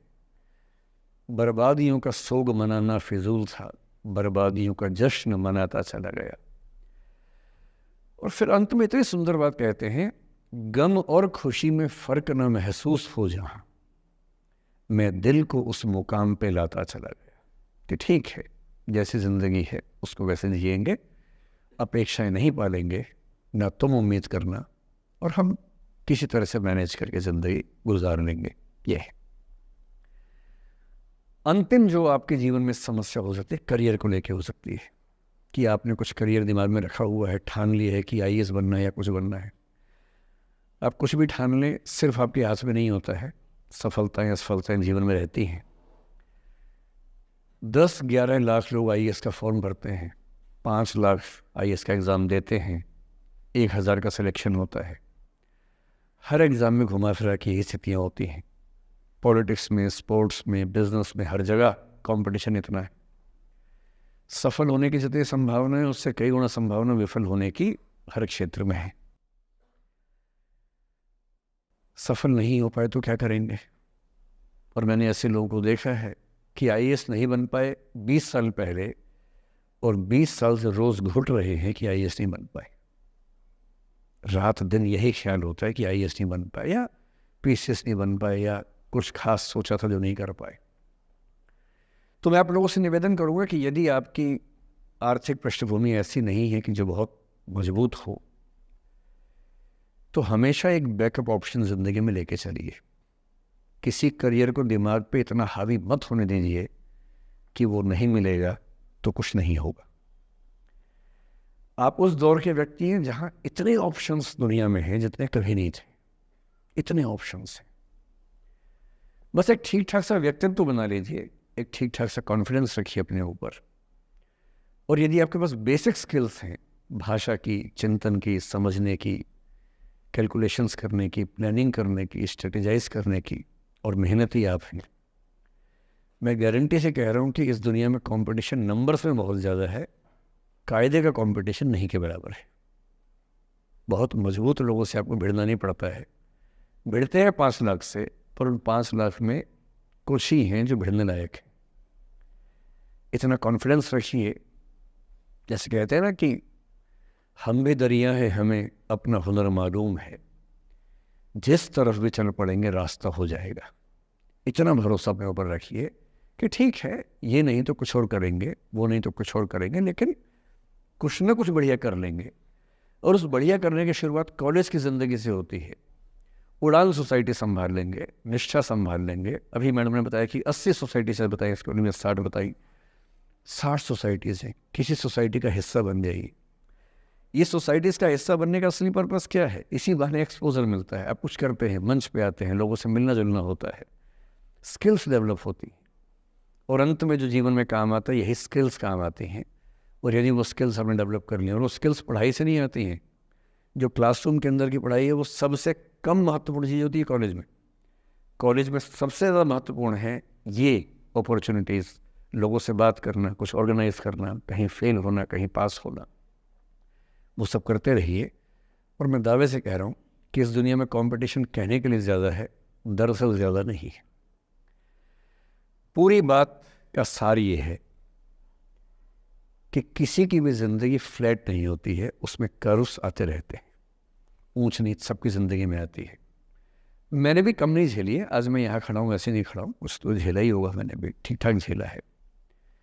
जिस उम्र में आप मौज मस्ती करते हैं, मैंने उस उम्र में कैलकुलेटर बेचे हैं। मैं सेल्समैन रहा हूँ 17 की उम्र में, और मैं बिजनेस फैमिली से नहीं हूँ। बिजनेस फैमिलीज में बच्चों को 17 में काम पे लगा देते हैं।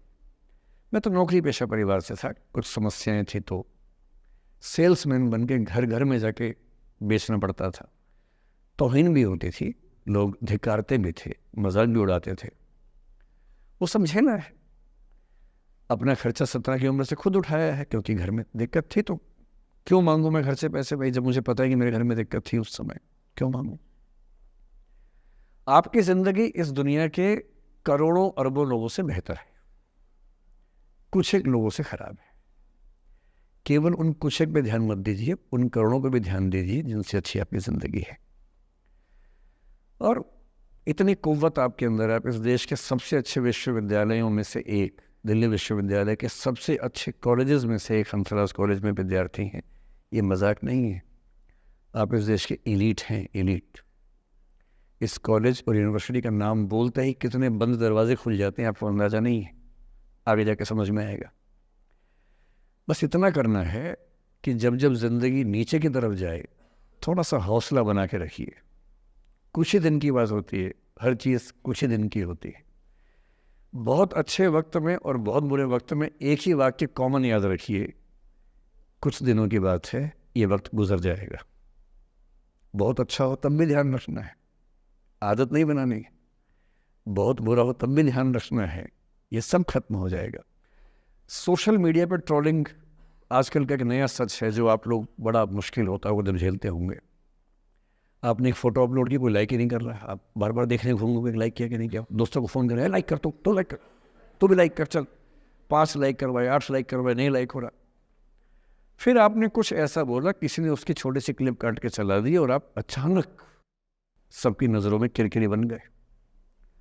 गालियाँ पड़ रही हैं, आलोचनाएँ हो रही हैं, लाखों लोग फतवे जारी कर रहे हैं आपके ऊपर।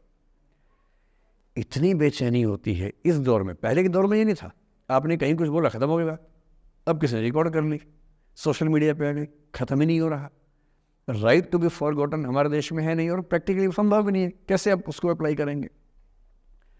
आप कभी ना कभी कुछ ऐसा बोलेंगे, या तो गलत बोलेंगे या उसमें से कोई क्लिप कोई काटेगा। इतनी गालियाँ पड़ेंगी और पहली बार जीना मुश्किल हो जाता है। मैंने आज से 7-8 साल पहले 1.5 साल तक एंग्जाइटी की दवाइयाँ खाई हैं, जबकि मैं बहुत ही मस्त वाला किस्म का आदमी हूँ, मैंने खाई हैं। और जीवन में एक आध ऐसा दौर सबका आता है, आ जाना चाहिए। जब जीवन में एक आध बार ऐसा हो कि सारी दुनिया पीछे पड़ गई है, बहुत दिक्कत होगी, घबराहट होगी, बेचैनी होगी, एंग्जाइटी होगी, डिप्रेशन होगा, सब कुछ होगा। लेकिन एक बात ध्यान रखना, मेरी इस बात को ध्यान रखना, वो पहली और आखिरी परीक्षा है, उसके बाद कभी नहीं होगा। 8 साल पहले ऐसा कुछ हुआ था कि मैंने बहुत दवाइयाँ खाई, 1.5 साल दवाई खाई, 1.5 साल खाई दवाई। कारण पता था, कारण ठीक हुआ, दवाई छूट गई। उसके बाद मैंने ज़िंदगी का सबसे मुश्किल फेज़ पिछले साल झेला था, जब मेरे एक वीडियो की क्लिप मीडिया पर चली, FIR हुई, पता नहीं क्या क्या हुआ, सब कुछ हुआ। पर मैं आपके सामने बहुत ईमानदारी से कह रहा हूँ, मुझे तनाव नहीं हुआ, डिप्रेशन नहीं हुआ, एंग्जाइटी नहीं हुई, क्योंकि मैं पहले झेल चुका था। अब पिछले 7 दिन से मेरी 5 साल पहले की एक क्लिप चला रहे हैं वीडियो आजकल। 2019 के इलेक्शन से पहले जनवरी में मैं एक क्लास लेते हुए कह रहा हूँ कि अब इलेक्शन का टाइम आ गया, अब मंदिर का तमाशा शुरू हो जाएगा और ये पॉलिटिक्स के मामले हैं, सब बेकार की बातें। उस समय ना सुप्रीम कोर्ट का जजमेंट आया था, ना कुछ और हुआ था। आज मेरा बड़ा सीधा स्टैंड है कि जब सुप्रीम कोर्ट की कॉन्स्टिट्यूशनल बेंच ने 5-0 से सहमति दी है और उसके बाद कॉन्स्टिट्यूशनल तरीके से मंदिर बन रहा है, मैं कौन होता हूँ नाराज़ होने वाला? मुझे क्यों खुश नहीं होना चाहिए? दुनिया में हर धर्म के ईश्वरों के नाम पर मंदिर हैं, उनके जन्म स्थान पर मंदिर हैं, मेरे धर्म में क्यों नहीं होना चाहिए? मुझे क्यों परेशान होना चाहिए?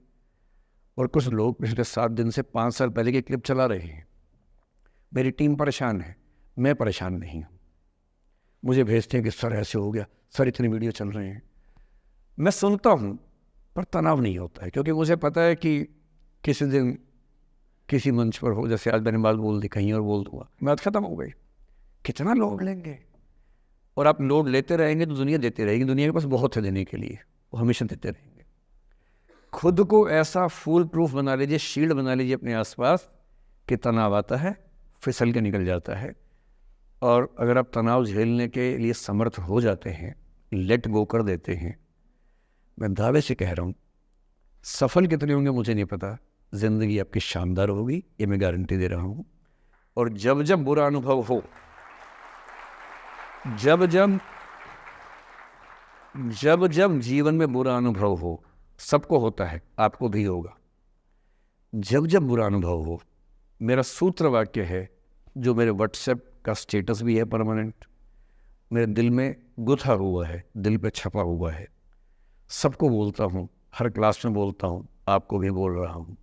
एक लाइन याद रखना, क्यों डरे जिंदगी में क्या होगा, कुछ ना होगा तो तजुर्बा होगा, उससे बड़ा कुछ नहीं है। अब मैंने ठीक ठाक टॉर्चर कर लिया है बच्चों पर, इससे ज़्यादा करना शोभा नहीं देता। इसके साथ ही बात समाप्त करता हूँ। बहुत बहुत धन्यवाद सुनने के लिए। So now it's our time to finally have a positive Q&A session with sir. Sir first of all I thank you so much, और you motivate us so much sir. मैं जब भी मतलब अगर लाइफ में कुछ भी प्रॉब्लम आ रही होती है तो यूट्यूब पे सबसे पहले यही देखती हूँ कि सर की कुछ ना कुछ वीडियो उस टॉपिक पे पक्का मिलेगी, जिससे कुछ ना कुछ सॉल्यूशन ज़रूर होगा। आज जो आपने जो कुछ भी बोला, I am so motivated of it. And this society people give me a question to ask, ये इन्हीं लोगों में से किसी एक का क्वेश्चन है। So I'd like to ask sir, I try every day to study with the same enthusiasm, and every second day I feel exhausted and not able to complete the study target. What should I do? So first of all, thank you for saying me thank you. And as far as the question is concerned, I don't know whose question is this, but whosoever has sent the question. जब आप ये कहते हैं कि मैं रोज़ उतना पढ़ नहीं पाता हूँ, इसके बुनियादी तौर पर 2-3 रीजंस हो सकते हैं। पहली बात तो कोई भी नहीं पढ़ पाता है, मैं भी नहीं पढ़ पाता हूँ उतना। हम लोग प्रिटेंड करते हैं कि हम बहुत पढ़ते हैं। ईमानदारी की बात है कि मैं आज तक कभी भी 1 घंटे से ज़्यादा एक साथ नहीं पढ़ पाया हूँ, और मैंने ठीक ठाक पढ़ाई की है वैसे, है ना, आप भरोसा कर सकती हैं इस बात पे। एक तो अपने आसपास ऐसे लोगों से बचिए जो बार बार दबाव बनाए कि मैं तो बहुत पढ़ता हूँ, तो कितना पढ़ती है। आप कितने घंटे का टारगेट लेके चल रहे हैं, एक प्रॉब्लम ये भी हो सकती है। आपकी उम्र में कॉलेज के अलावा अगर आप 3-4 घंटे पढ़ लेते हैं तो पर्याप्त है। कॉलेज के 3 साल सिर्फ पढ़ाई के लिए नहीं है, पढ़ाई से ज़्यादा सीखने के साल हैं, मंच पे आने के साल हैं। दोस्तों के साथ फिल्म देखिए, दोस्तों के साथ आउटिंग पे जाइए, रेस्टोरेंट में बैठ के खूब बकवास कीजिए उनके साथ। उसमें जो सीखेंगे वो केवल पढ़ाई से नहीं सीखेंगे। तो दिन में 3-4 घंटे बहुत होते हैं। और बाकी मैं एडवाइस करता हूँ बच्चों को कि बहुत सारी एक्टिविटीज़, जिसमें से एक एक्टिविटी चाय की दुकान पे दोस्तों के साथ बैठना, 1 घंटे बात करना भी शामिल है। पर्सनैलिटी ग्रूमिंग के लिए बहुत ज़रूरी है। फिर आप लोगों की उम्र में इमोशंस थोड़े उठापटक होती रहती है। अगर आप महीने के 30 दिन में से 6-7 दिन बीच में नहीं पढ़ पाते डिस्टर्बेंस से, तो इसका मतलब है कि आप दिमागी तौर पर एकदम ठीक हैं। चिंता उनकी है कि जो रोज़ पढ़ रहे हैं। इसका मतलब वो अपनी उम्र में जी नहीं रहे, वो किसी और उम्र में जी रहे हैं। तो ठीक है, कभी कभी डिस्टर्बेंस आएगी, उसको एंजॉय कीजिए। डिस्टर्बेंस बस सुंदर प्यारी होनी चाहिए, इतना ध्यान रखिए, है ना। जिसकी वजह से नींद उड़ी हुई है वो अच्छा होना चाहिए, बाकी तो ठीक है। नमस्ते sir, thank you sir for this session sir. I extend my gratitude sir, it was an honour to listen you sir. Sir मेरा आपसे सवाल होगा कि कई एक आध एग्जाम्पल होंगे सर जहां आपने लेट गो किया होगा, आप अपने जीवन में भी किसी चीज़ में लेट गो किए होंगे, तो कोई एक आध ऐसा एग्जाम्पल आप शेयर करना चाहे जिससे हमें भी प्रेरणा मिले। मैं बताता हूँ आपको।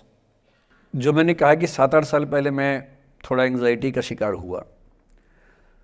कई कारण थे, पर उसमें 2-4 लोग ऐसे थे जिन्होंने मेरा जीना मुश्किल कर दिया था उस समय। मतलब उन्होंने कर दिया, मैंने करवा भी लिया। अब तो मैं करवाता ही नहीं, तब मैंने करवा लिया था। अजीब किस्म के लोग पीछे पड़ के रात दिन 24 घंटे तनाव देते रहना बिना किसी बात के, कोई वजह भी नहीं थी ऐसी। मैं बड़ा परेशान रहा। फिर बाद में परिस्थितियां बदल गई, मैं ठीक हो गया, मेरी स्थितियां ज़्यादा बेहतर हो गई। तो उन दिनों मैंने एक रहीम का दोहा पढ़ा वो मेरे जीवन का उसूल बन गया उसके बाद से। एक दो बार मेरे मन में आया कि मैं भी दुश्मनी कर लूं और दिखा दूं, और मेरे पास ताकत उनसे ज़्यादा थी उस समय भी, आज भी है। पर अगर मैं किसी के उकसाने पे उसके जैसा हो गया तो जीता तो वही। जब मैं ही नहीं रहा तो फिर तो कोई और लड़ रहा है, मैं रहा ही नहीं, वो जीत जाएगा। मेरी असली कश्मकश ये थी कि बिना उसके जैसा हुए इस चीज़ से बाहर निकलना है। ये कुछ वैसे कि आप सड़क पे जा रहे हैं, कीचड़ में सूअर लोटा हुआ है, उछल उछल लौट रहा है, आपके सफ़ेद कमीज पे छींटा पड़ गया। अब दो ऑप्शंस हैं, या तो हिसाब बराबर करने के लिए उतर जाइए, उसको आप कैसे गंदा करोगे, वो तो पहले ही मस्त है उसी गंदगी में, उसका तो स्वभाव है। आपका एक छींटा है, आप पूरी कमीज गंदी कर लेंगे वहाँ जाके। तो सबसे अच्छा क्या है, वहाँ से निकल जाना, लेट गो कर देना। तो मैंने रहीम का एक दोहा अपना सार बना लिया, रहीमन ओछे नरन सो बैर भली ना प्रीति। रहीमन ओछे किस्म के लोगों से ना बैर अच्छा है ना प्यार अच्छा है। काटे चाटे श्वान के दुह भांति विपरीति। कुत्ता काटे तो दिक्कत, कुत्ता चाटे तो दिक्कत। तो मेरा उसूल क्या है, इस तरह के लोगों से ना दोस्ती ना दुश्मनी, ना दिल में ग्रजेस रखने हैं कि हिसाब बराबर कर दूंगा, हरा दूंगा, रखना ही नहीं। और मेरी अब ठीक ठाक दोस्ती तो क्या होगी, मतलब जब हम मिलते हैं बड़े प्यार से मिलते हैं, मुझे दिक्कत है ही नहीं, नाराज़गी भी नहीं है।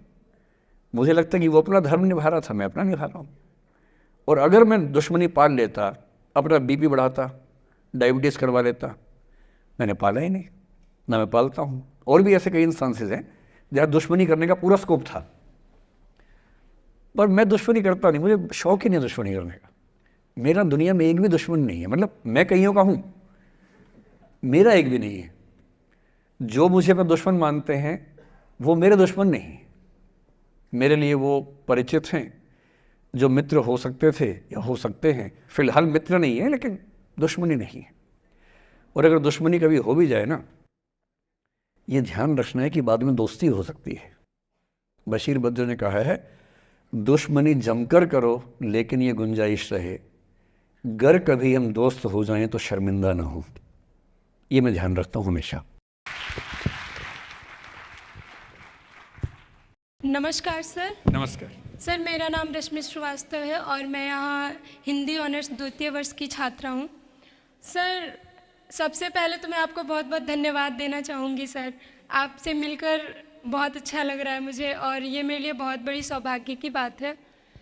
सर, मेरा प्रश्न है आपसे कि सर, मेरे साथ ऐसा हुआ कि मैं बचपन से बहुत अच्छी स्टूडेंट रही और सर मेरी ज़िंदगी में ऐसा एक वक्त आया जब मुझे 2 बार असफलता का सामना करना पड़ा और सर तीसरी बार मैं सफल हुई, परंतु सर आज भी वो डर मेरे मन से नहीं जा रहा है।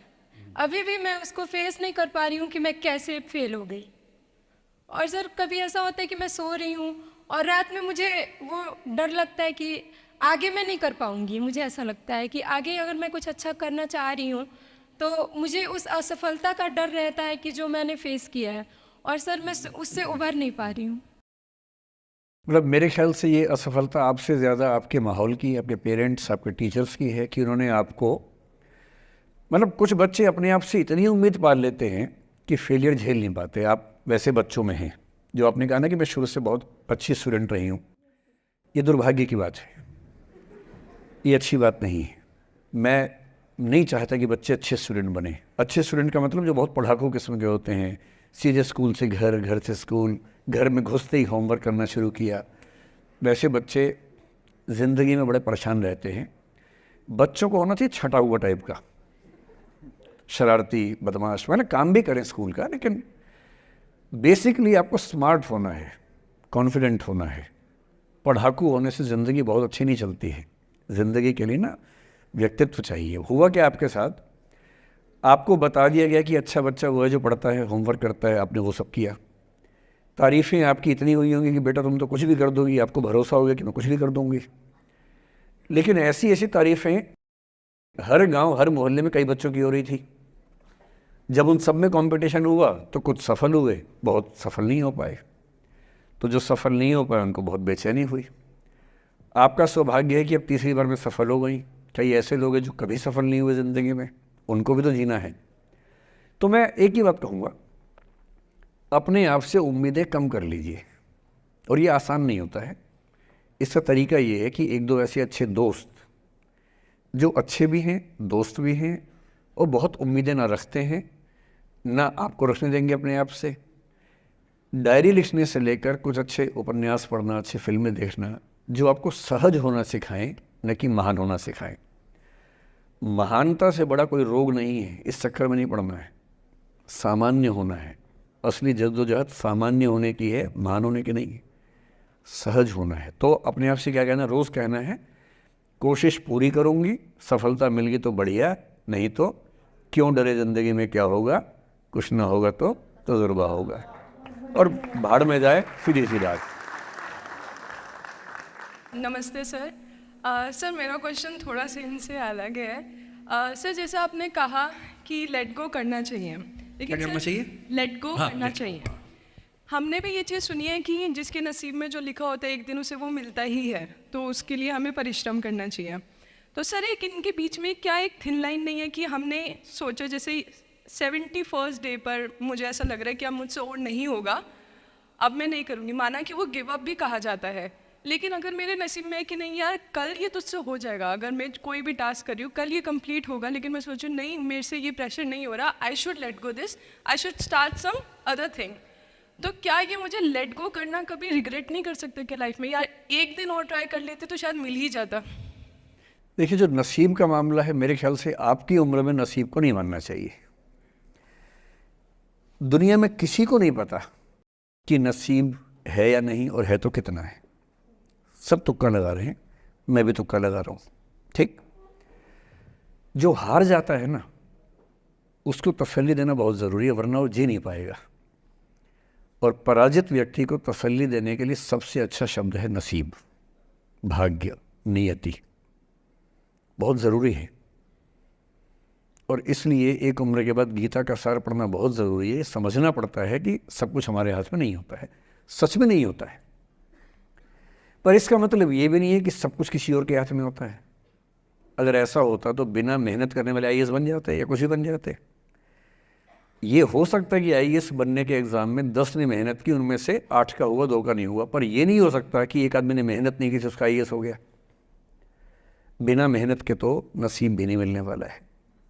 इसलिए ये मान लीजिए कि कुछ ना कुछ चीज़ें हमारे कंट्रोल में नहीं हैं, लेकिन जितना कंट्रोल में है उस पर पूरी ताकत लगाएंगे, पूरा डिसिप्लिन रखेंगे, तो हम अपनी किस्मत सबसे अच्छी लिख पाएंगे। सबसे अच्छी मतलब बाकियों से नहीं, मेरी जितनी अच्छी हो सकती है उतनी अच्छी लिख पाएंगे। और इसलिए अगर आपको लगे कि मैं नहीं कर पाऊंगी कोई काम, तो उसको गिव अप ही कहते हैं।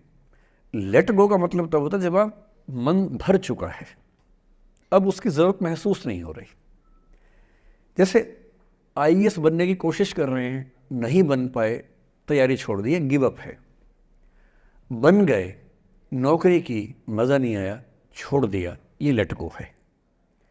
लेट गो करने के लिए पहले हासिल करना पड़ता है, या हासिल होने से पहले उस मनोभूमि पर पहुंचना पड़ता है जहां हासिल होने का सुख आपने महसूस कर लिया और उसमें मज़ा नहीं आया, ठीक ही है, औसत है, तब छोड़ दिया। इसलिए आपकी उम्र को शोभा नहीं देता कि हम नसीब की बात करें, ये शोभा देता है मेरी उम्र को। तो 30-40 के बाद नसीब, भाग्य, नियति चलेगा।